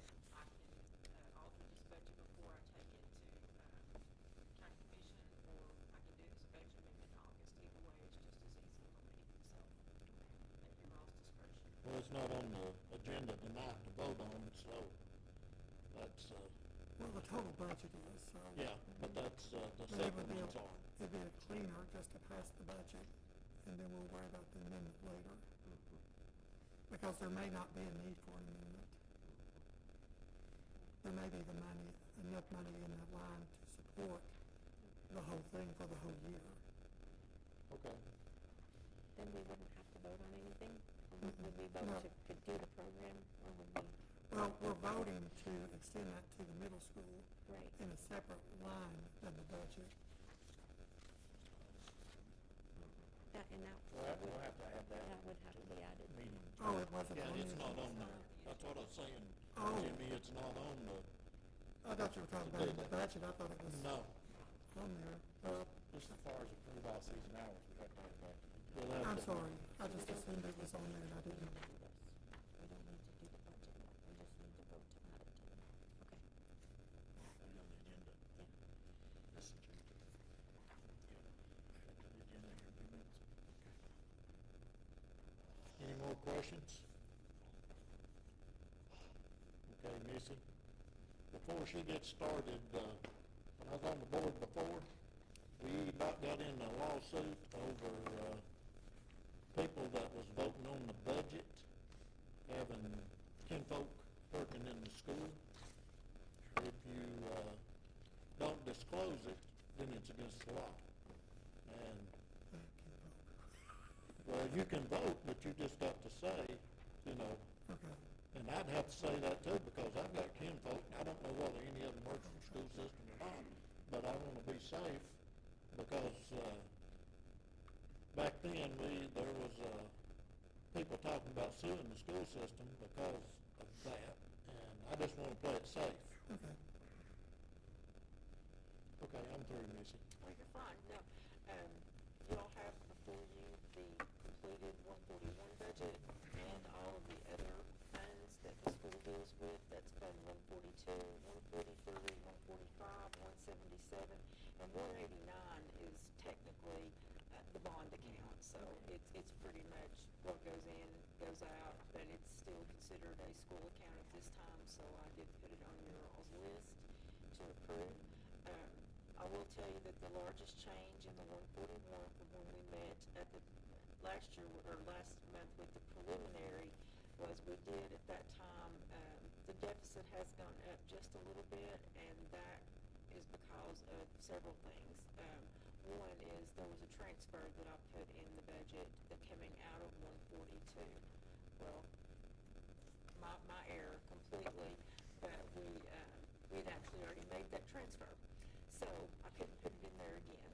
So I was only able to transfer a portion of what I thought, and I've taken that buffer that we have to keep in federal funds because it's a reimbursable grant. I've lowered that buffer as much as I feel is good and put that back into the budget. So that did increase our deficit just a little bit. But to offset that, TISA for April, when I added that in, took us up a little bit, and also the amount that the state requires that we deduct from our TISA funds for local is what they call it, went down over there. So therefore it kind of all equaled filled out and only changed the budget by $200,000. So it's still a very good budget in my opinion. And some of you weren't here at the workshop to hear that I had originally said that when we added TNVA back, that it would lower our transfer, or that it would increase our transfer out to 177. And I later found out from the comptroller that that is not correct. So we are still able to move the full $6 million, even with including TNVA back into our budget. So this new budget that you're seeing includes all TNVA revenue and all TNVA expenses. And I still feel like it's a very sound budget. It's not how we always wanted. We like the revenues to be a little bit bigger, but I think with all of the mandated things that we had to add into the budget this year for salaries, we're very lucky that this is all it is, because our operations, we actually went down in a lot of our lines, and I credit Director Clay for that. He made some. I'll just say that this is the most we've been able to transfer this is my fourth budget, so I'm amazed. So, me seeing her and the folks do a good job, I just bring it to paper. Thank you. I appreciate that. Thank you. I appreciate that very much. Because if you do notice, the estimated fund balance for the end of this year is actually a little bit more than how we ended FY25, and that's based on the spend through March. Now, that could change according to how much we spend April through June, and that is, we will have a lot of spending then, but it's still a very, very healthy fund balance. And then even with this budget and the $400,000 impact, we will still end FY27. We are estimating to end at $11 million again. So we're in very good shape, I feel like. So I highly recommend this budget for you all. I will tell you that on the federal programs side, at the time I typed in all of this budget, all of the federal programs were not entered into E-Plan yet, because we had some different allocation issues we were having to work out with the state. So I would like to add any that are completed now into this budget before I present it to commission. It will not change any of the numbers, because federal funds is simply of what you put in and it's what you take out. So it'll be a static change, but I would like, I know there's 4 sub-funds that have been entered since this that I'd like to get in there, just because it keeps us from having to do so many budget amendments in August, and it allows, when July hits, they already have their budget in place to use. So I just find it's better to get it done if we can. So I would like to ask you all that I enter those in if you all vote on this tonight, and so just so we can make the budget complete for 142. I did meet with Mary for the food service. Her budget went very well. The deficit is $217,000 on her budget, but however, food service cannot show a profit. They are a federal program, so this will just, because we have to do an excess balance plan at the end of the year. So if her fund balance has too much money in it, we have to come up with a way to spend it. So using some of it on the budget to fund the next year is considered okay. So I feel like her budget is very sound. The TNVA budget, of course, it's what goes in, comes out, it begins at 0, ends at 0. So it's kind of a wash there. And then in capital projects, the only thing that Director Clay budgeted for capital projects was $5 million to complete the middle school, and then $500,000 for a roof, and what was the other thing there? Just HVAC repairs. Yes, HVAC repairs. So he put the bare minimum in there, so the rest will remain in fund balance unless we have a need for it. We're setting that, on that other sheet I gave you in middle school, it's around, estimated about 4.6, almost 4.7 million, so that's why I went ahead and moved 5 now. So if we don't use it all, then great. That's what I estimate us to be around. And we're actually moving 6, so that makes it even better. But some facts for you all to know down in the blue section of the budget, the TCRS rates did increase a little bit this year, so that increased our payroll cost. The salary scale, we did meet the $50,000 state mandate that was required by the governor. I'm hoping for a couple of years with no mandates, so we can kind of stay static and build everything back up. But we did. We were able to meet the state minimum every year. So I feel like that was a very big challenge that we had that we were able to accomplish. Because while, yes, they do give us extra money, they also only give you extra money on the teachers you earn. You have more teachers than you earn because of the way the students are divided between the schools. So that's what a lot of people don't understand. We are not fully funded for all of our teachers. We are fully funded just for the amount that they say we should have. But if there's like 10 students at Sharps Chapel, we're still going to have a teacher there, even though that doesn't qualify for a teacher. So I just want you all to realize that the TISA funds, because a lot of people say, well, you get money from the state. Yes, we do, but we have more expenses than what you're actually giving money for, so I wanted to explain that to you. But overall, I feel like this budget's very good. We're getting to make a very good transfer, and our fund balances are very healthy. So I got one question. On the estimated balance of 177 after the transfer, that's after you took the 5 out of it already though, right? where are you looking? Green, the 9. Green, the 9. Right now, it shows the estimated to end at $3,397,000, and so plus the 6 would take it to 9. And that already accounts for that 5.5. It already accounts for That everything, makes me yes. feel really good. Yeah. That's awesome. Because that's the money, of course, everybody knows, that's the money we use for projects. Things in the county. Good deal.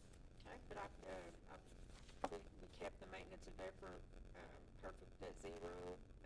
At 0 increase, it's $3,777,800. That is our maintenance of effort with the county, and that is how much we get from property taxes each year. And like I say, the operational side, if you look at the summary page that I give you, and Jimmy, you will notice that there are headers on both pages now. On those, the big increases on any of the lines down through there were mainly the salaries. That was the big thing that changed. And on operations, we talked about the only thing that really increased was some insurance prices. And then, of course, like utilities, we added more in for utilities because the new list was coming online. And the fact of the matter is utilities are just going up. I've had to do budget amendments in nearly every fund, county and school, for electricity because it's just, and as Ms. Murph said, gas is going up. So I've had to make amends for those. So, but everything else seems to be just in line. Tennessee Risk Management, our workers' comp insurance did go up by 10% this year, which is fairly common with all insurance this year. So I didn't feel like that was out of line. And then you all will notice on the next to the bottom line, the debt service of education, the energy payment is going down every year. So it'll eventually, I think we owe 7 more years on it. That's the JCI, right? That's correct. Yeah. We call it the energy bond if you see it on any of my documents. So. But I'll be happy to answer any questions. I think I've hit all the highlights. But If we work on the old middle school, that's a question to you and her both, where will that money come from? That's why I asked that question about the capital line being $9 million. So it would come from there. that's the money you have for projects, depending on what you want to do. And most of that capital comes from the virtual money, correct? Not necessarily. A lot of it comes out of, But like we carry about 5 or 6% every year we'll gain in the budget. So like even if we hadn't had the virtual school this year, we still would have not had to touch any fund balance money because we had enough excess to move. So we were going to move around $4 million or something like that, and our deficit was going to be close to 2. It was still washed it out. We wouldn't have to touch any fund balance, touch any capital. So the budget actually, Tyler takes care of itself as long as it doesn't, you get too crazy with spending. All along, and I'm not going to. But the virtual school helps, but it's not the sole thing for that. It's not a make or break it. No, we, like we talked about before, we could make it without it. Because keep in mind, without the virtual academy, a lot of our expenses go down. Because with the virtual academy, we had to raise salaries $600,000. That was required. If they're gone, I can't give you an exact because I don't know what it would be, but they said it'd probably be like half. So we would only have to increase our salaries by half that. So everything that we have to do because of them will have us save money overall. So yes, it is There's very hidden savings without having them, you just don't see them. Exactly. It's just in your department that you see them. Exactly, but, yeah, I mean, it's a great revenue source, I'm not saying anything about that, but we could make it without them, no problem. So, I feel like. Any more questions?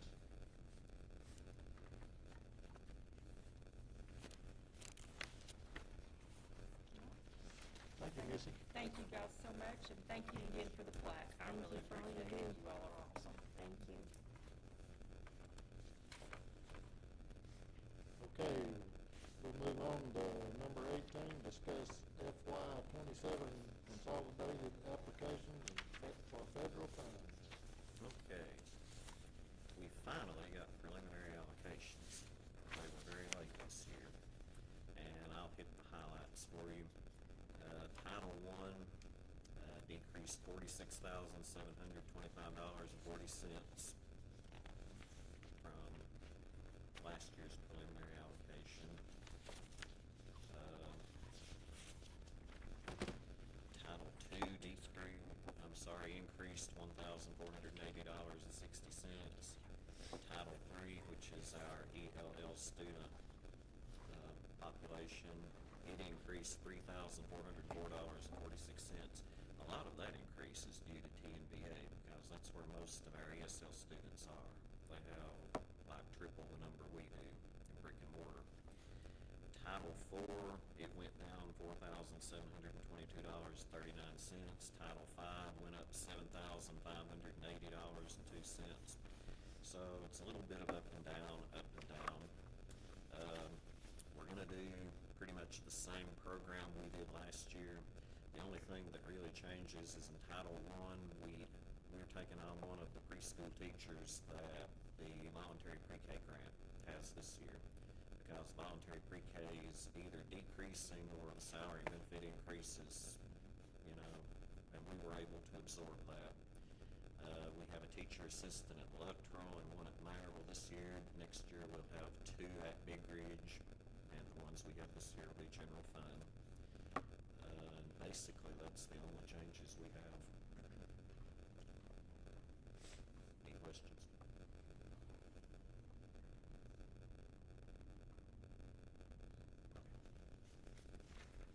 Thank you.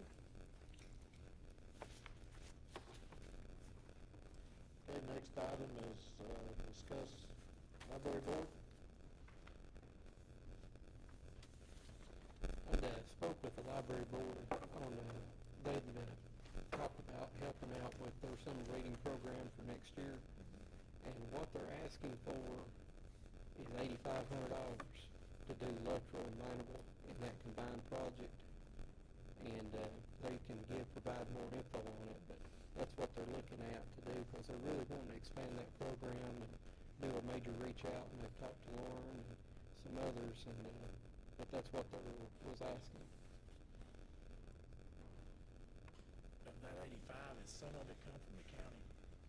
The $8,500, that would be the school, that wouldn't be from the county, that's county does their general budget. This is just like asking like a request. This is above that, okay. Yes. Because Maryland had sent us some things about that previous, and I was looking through that, so I know the county has a portion they always use too, so. They give there for like the operations, and basically that's how they fund through that. And then they're just asking for requests. They asked different municipalities such as Maynardville, Luttrell, in Plainview each year, but they just want to ask the school system if they would help out. 'Cause normally we've done, 2,500 or 5,000, do you remember? I'm just trying to get a reference of where we have. We only give to the Imagination Yeah. Library, which Oh, this is different. Yeah, Okay. this is the actual. This is Union County Public Library. And the county gives $102,000 every year. Yes. Back to fund those libraries.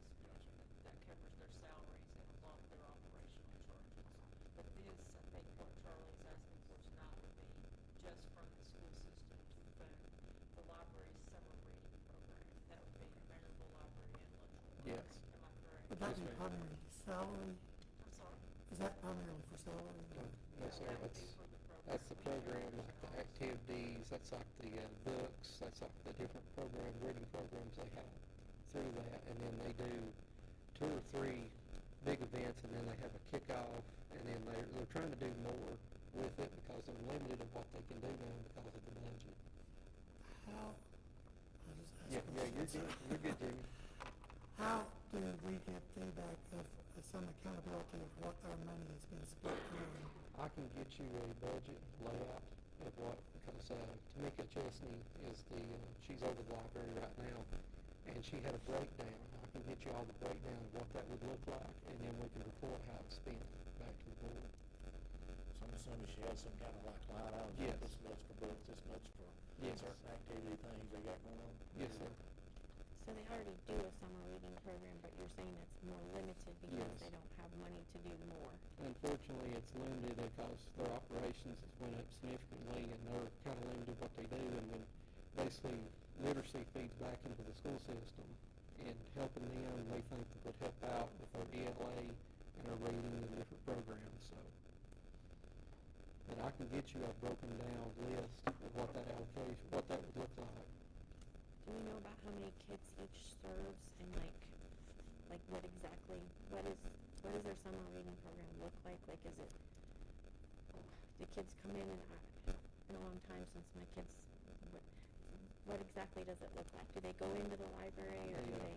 They go in, not during school session when they get out, and then they do like a weekly programming for students from different grade levels through elementary, middle school, high school. And they read to earn credit, and at the end they turn in their credit. It's like a kind of like an accelerated program, and they basically it's helping with literacy and basically kids where they don't read during the summer, helping them read and keep up with grade level and then going back into the school year. So it's just like June and July? Yeah, it's May, June, and July. May, June, and July. Yeah.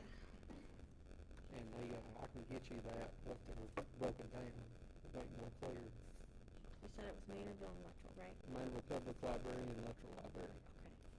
Chapel has a big station. Yes. And they also do a little bit, I don't think they do a program field, but they're looking at expanding the Sharp Chapel Big Station.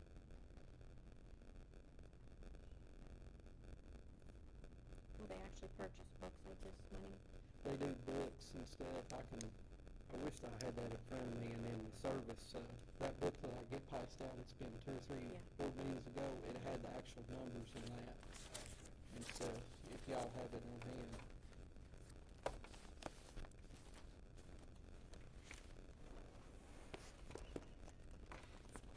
If you have it on hand.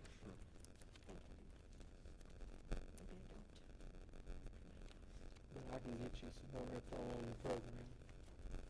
Well, I think the basic thing that I'm hearing, it's gonna help kids. It's helping the kids, and that will feed back into the school system.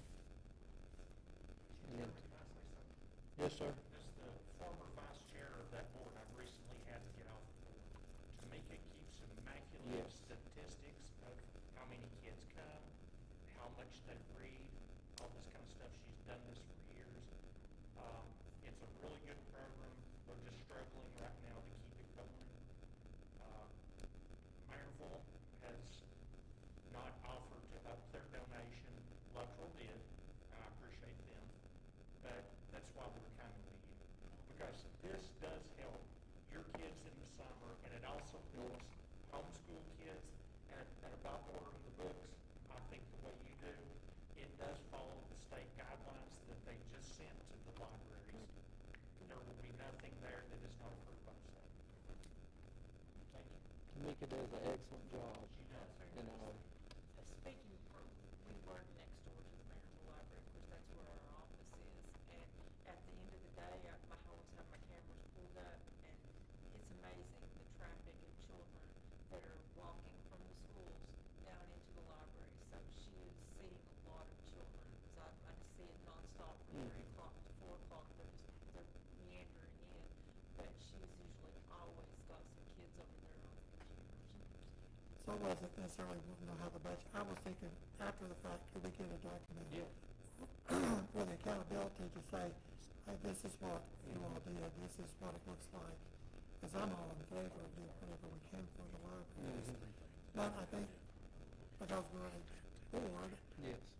and our funding is supposed to be primarily for our students, that we need to have some kind of information because we're not funded to help outside entities. Yes. So that's what I'm saying. It kind of gives us something to say, hey, it actually indirectly helps our students or directly helps our students. And we have the documentation here. Yes. Rather than donating X amount of dollars and that be the end of it. Technically, Dr. Carter, the school board chartered the original. Yes. The library technically, on paper, belongs to you all. Well, we want it back. Under $2,000. You want to go check the bill the county pays? No, I was joking. That's what I was saying, not necessarily to say, we want to know Yes. what your, but at the end, you kind of want to know, What what did you're you getting. get for this money? What's your game? Yeah. Yeah. Every month, Tamika, at the library board meeting, which is the second Monday. Second Monday of the month, everybody's welcome to attend. And immaculate Yes. reports, but everything she's done in the previous month, so. As far I as- have to say, Tamika does an amazing job, just Yeah. like the 2 board members are stating, so. As far as like the services they provide, the people they have in, the people they help, the hours read, different things, they have that data, I can get you that data. Yeah. I just think if they're donating for a Yes. summer program, give us feedback on what, how our money was spent and how it was Yep. used.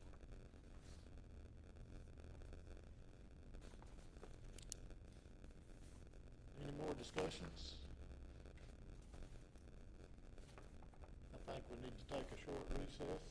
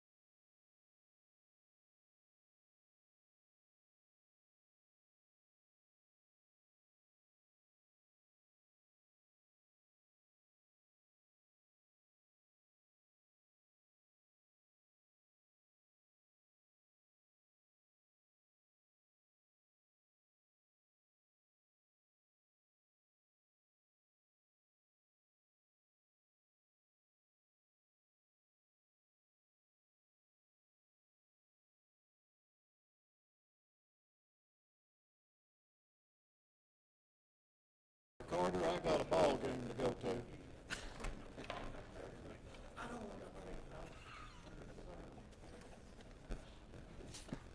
me find page one, take these notes on here.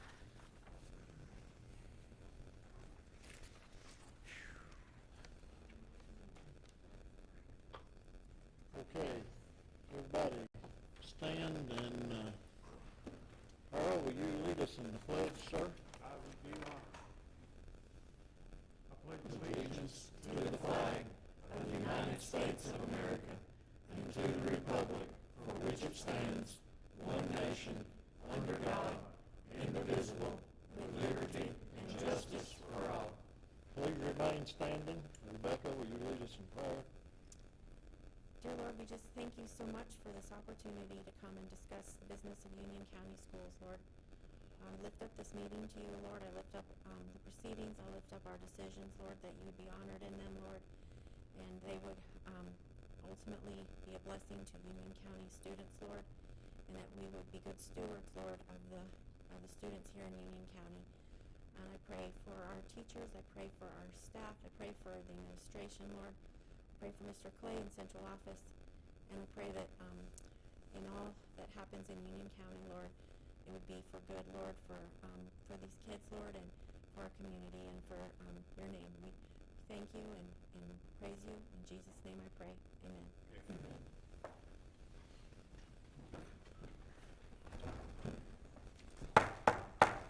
Call the meeting to order.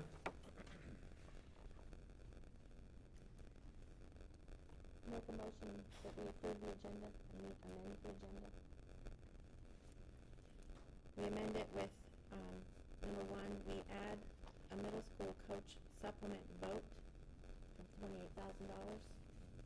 The second amending the agenda is a vote for turfing the whole field at the middle school. And then the third change to the agenda would be to a vote for the library board to add an $8,500 donation to the library board. I got a motion to approve the agenda. Second. I got to have a motion first, didn't you? Oh, I thought she made the motion. I make a motion. Thought I did too. Oh, I'll wait for somebody to make it first. I'll make a motion. Do I have a second?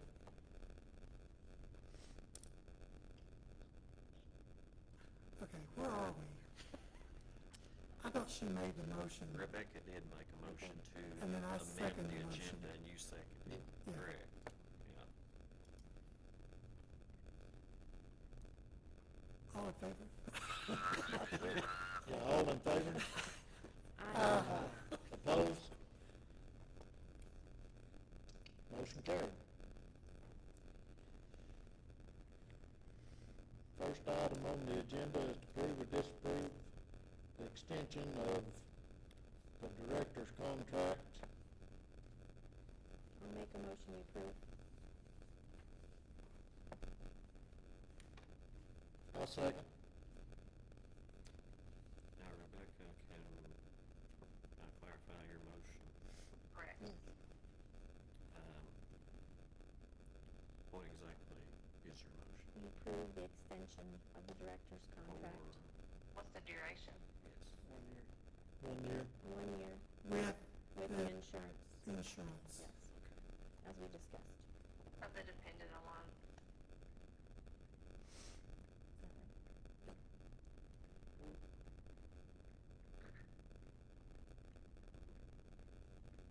Did you say? Yeah. Okay. That would be a roll call vote. Yes. Ms. Buck, 4. Dr. Carter, 4.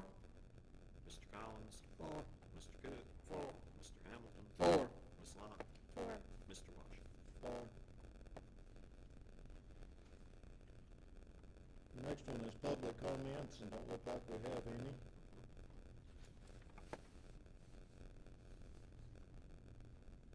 Okay, approve or disapprove the consent agenda. We don't have no school trips. I make a motion to approve. I'll second. All in favor? Aye.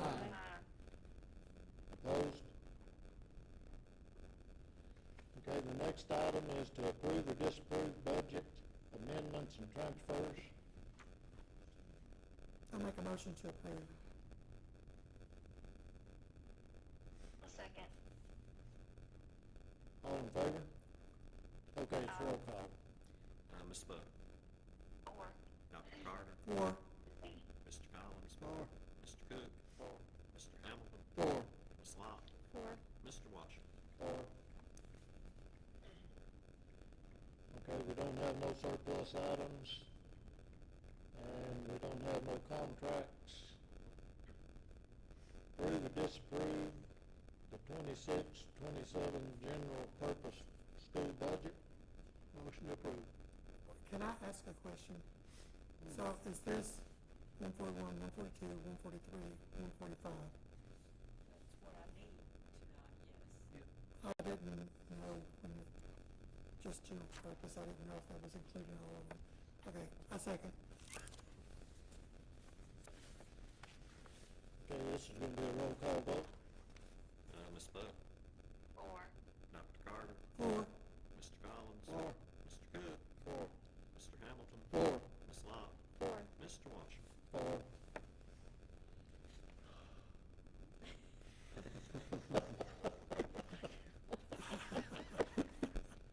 Those 3 o'clock dots were so worth it. Okay, the next item is to approve or disapprove on the first reading the board policy revisions. Can I make a motion that we approve this based on the recommendation of the director and the central office staff? Do I have a second? Second. All in favor? Opposed? Can I have a question? Yes. The 2.4, the revenues, did I come in on that tail end of that conversation on, are we going to or not going to take online payments? The one we discussed was taking online payments. In what form? Is that gonna be a credit card reader? Is that gonna be a Square device? What does that look like? And do we know a cost associated with that? Right now, we have the capability of doing it through Parent Square, our messaging system. We don't have the other system set up yet, but that would give us flexibility to do that in the future. But we can do it through Parent Square now. Thank you. But the other systems, I don't know what the cost would be, because we don't have those in place If we yet. would take on the cost, and you're saying the 3% will be charging. Oh, 3% surcharge on those, yes. The convenience fee, so in this, the Parent Square that we currently have, that online payment system is built into that? Yes, it is. Awesome, thank you. Okay, I think we had a motion and a second, did we not? All in favor? Aye. Opposed? Motion carried. Okay, the next item is approve or disapprove the FY 27 consolidated application for federal funds. Make a motion to approve. Do I have a second? Second. Roll call. Ms. Buck, Four. Dr. Carter, Four. Mr. Collins, Four. Mr. Cook, Four. Mr. Hamilton, Four. Ms. Lot, Four. Mr. Washington. Four. Okay, the next item is to, oh, We're adding the vote on the coaching supplement for middle school off-season coaching for $28,000. have we got a motion? I make a motion to approve that the funding be equal to that of the high school. Which is,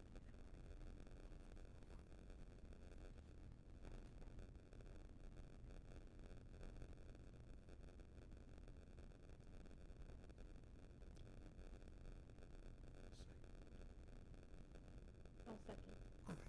It was a scarce second. Can you recall that motion? What is the original motion? Well, it'd have to be amended because the original motion was for 28,000. I just made a motion No, it wasn't. to pay the off-season coaches for the middle school the same as the high school.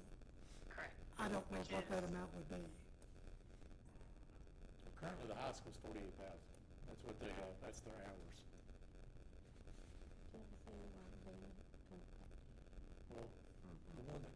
Welcome presented was $28. But he's making a motion for 48. I'm making a motion that it be equal to the high school.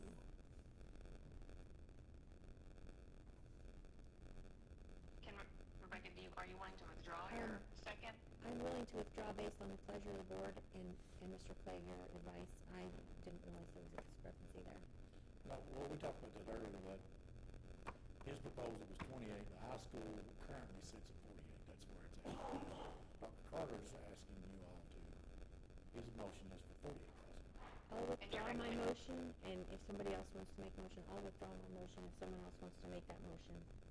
And Mr. Clay, your recommendation You'll is? need to withdraw your second. I don't know that I'm supposed to make a recommendation, that we were talking about. Understood, thank you. Okay, I got a motion. Do I have a second? Now, you had seconded, Rebecca, so do you withdraw your second? Or do you want to? The thought here Yes. is that we don't know actually what the budget for it would be. So Depends on the hours. it's all dependent on how many hours. So the budget is hard to guesstimate. I just wanted the salary or the supplement to be the same as the high school based on the fact that the same amount of work goes into it. Rebecca did ask if it's the pleasure of the board to allow her to remove her second. Oh, I'm not sure what the process is on that. But she can remove her motion. We don't have to vote on that though, do we? No. Okay. You just recall your second. Okay, I'll recall my second, and if someone else wants to second that, that's someone else's decision. I'll recall my I thought it was the first number I said. I'm sorry, I muddied the water. Do I have a second to Jimmy's motion?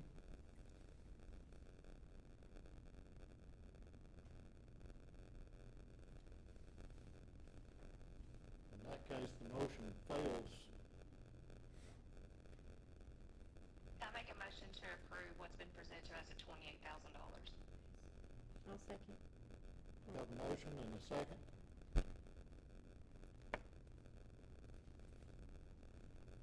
We need the roll call because this is county money. Ms. Bud, For. Dr. Carter, Or, Mr. Collins, or, Mr. Cook, Mr. Hamilton, No. Ms. Lott, For. and Mr. Walsh.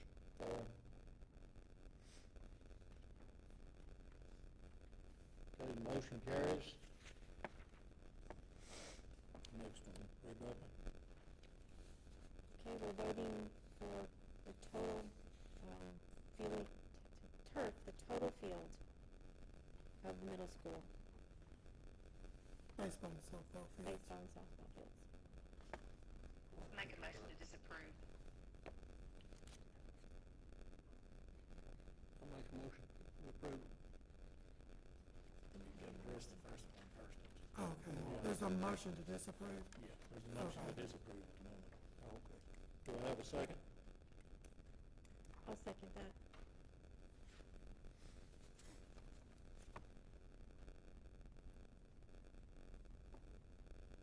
Roll call.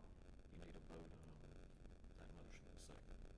So that motion is to disapprove turfing both the new middle school baseball and softball field. Okay. Ms. Bud, For. Dr. Carter, No. Mr. Collins, No. Mr. Cook, No. Mr. Hamilton, For. Ms. Lott, For. Mr. Walsh. Abstain. Motion fails because didn't receive 4 yes votes. You only have 3. Tie vote.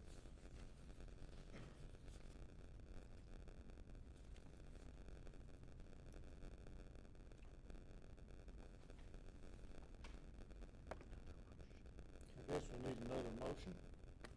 I'll make a motion to turf and ball. We've already made the motion to turf and ball. Oh, I'll make a motion. I'll second his motion. Got a motion and a second? Repeat them. It's a Got a motion. motion to turf both fields. Thank you. What was the cost on that, Mr. Clay? The change order that Merrick gave to me was $1,037,379.89. And that includes our $500,000. That is the total cost for the change. That includes our credit too, yes. So it'd be more than that to credit.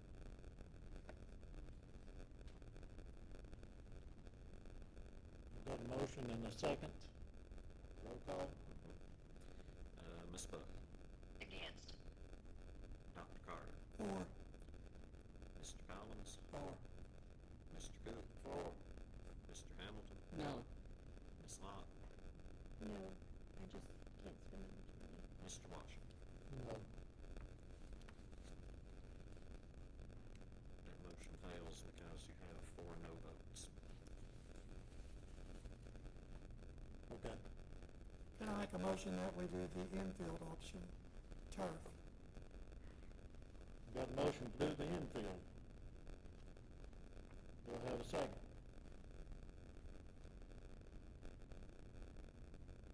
Cost on that one, Mr. Clay? $500,000. Yeah, it's $575,412.44. That was that option. I say. Got a motion and a second? Can I Roll ask a call. question? Yeah. How much would it cost to turf just that section? How much would the sod, just for that section, how much would the sod be? Well, your sod is about a wash because what you're doing now, only sod you won't have to put down is the infield grass for baseball. Because softball's all dirt anyway. And baseball, it just depends how much you got dirt baseline, you got dirt around from first, second, third. You're putting the sod in the outfield is what this option would do. You still sod the outfield, you'd have turf on the infields would still allow you to play in any kind of weather conditions, basically. You would have rounds. And this is all the maintenance stuff. It's up and up. But the injuries are still there. That I don't know. That's kind of debatable. It depends on what reports you read on the injuries. Okay, I got a motion and a second.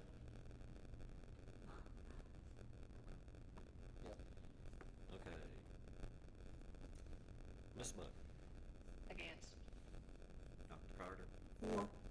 Mr. Collins, Mr. Cook, Mr. Hamilton, No. Ms. Lot, No. Mr. Washington. Motion carried. 4 in favor.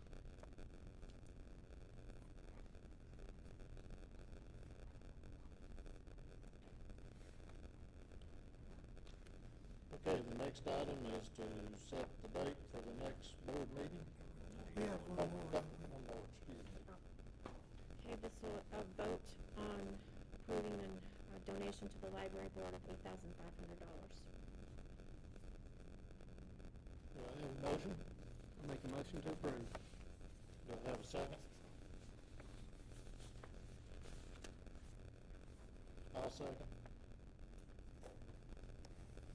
Roll call. Ms. Buck, Abstain.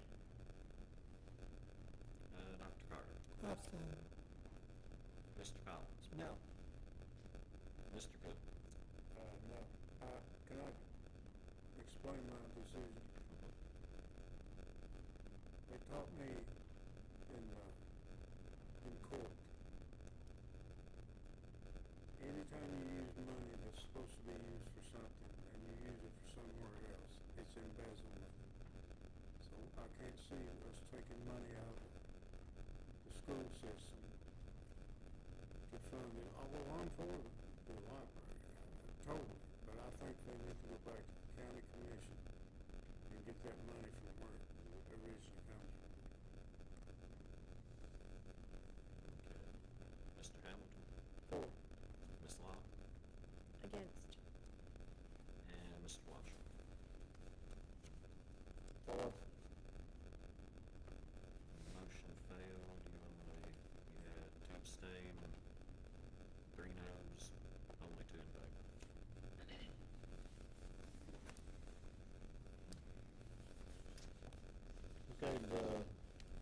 next item is to set the date for the next meeting. Second Thursday is June 11th.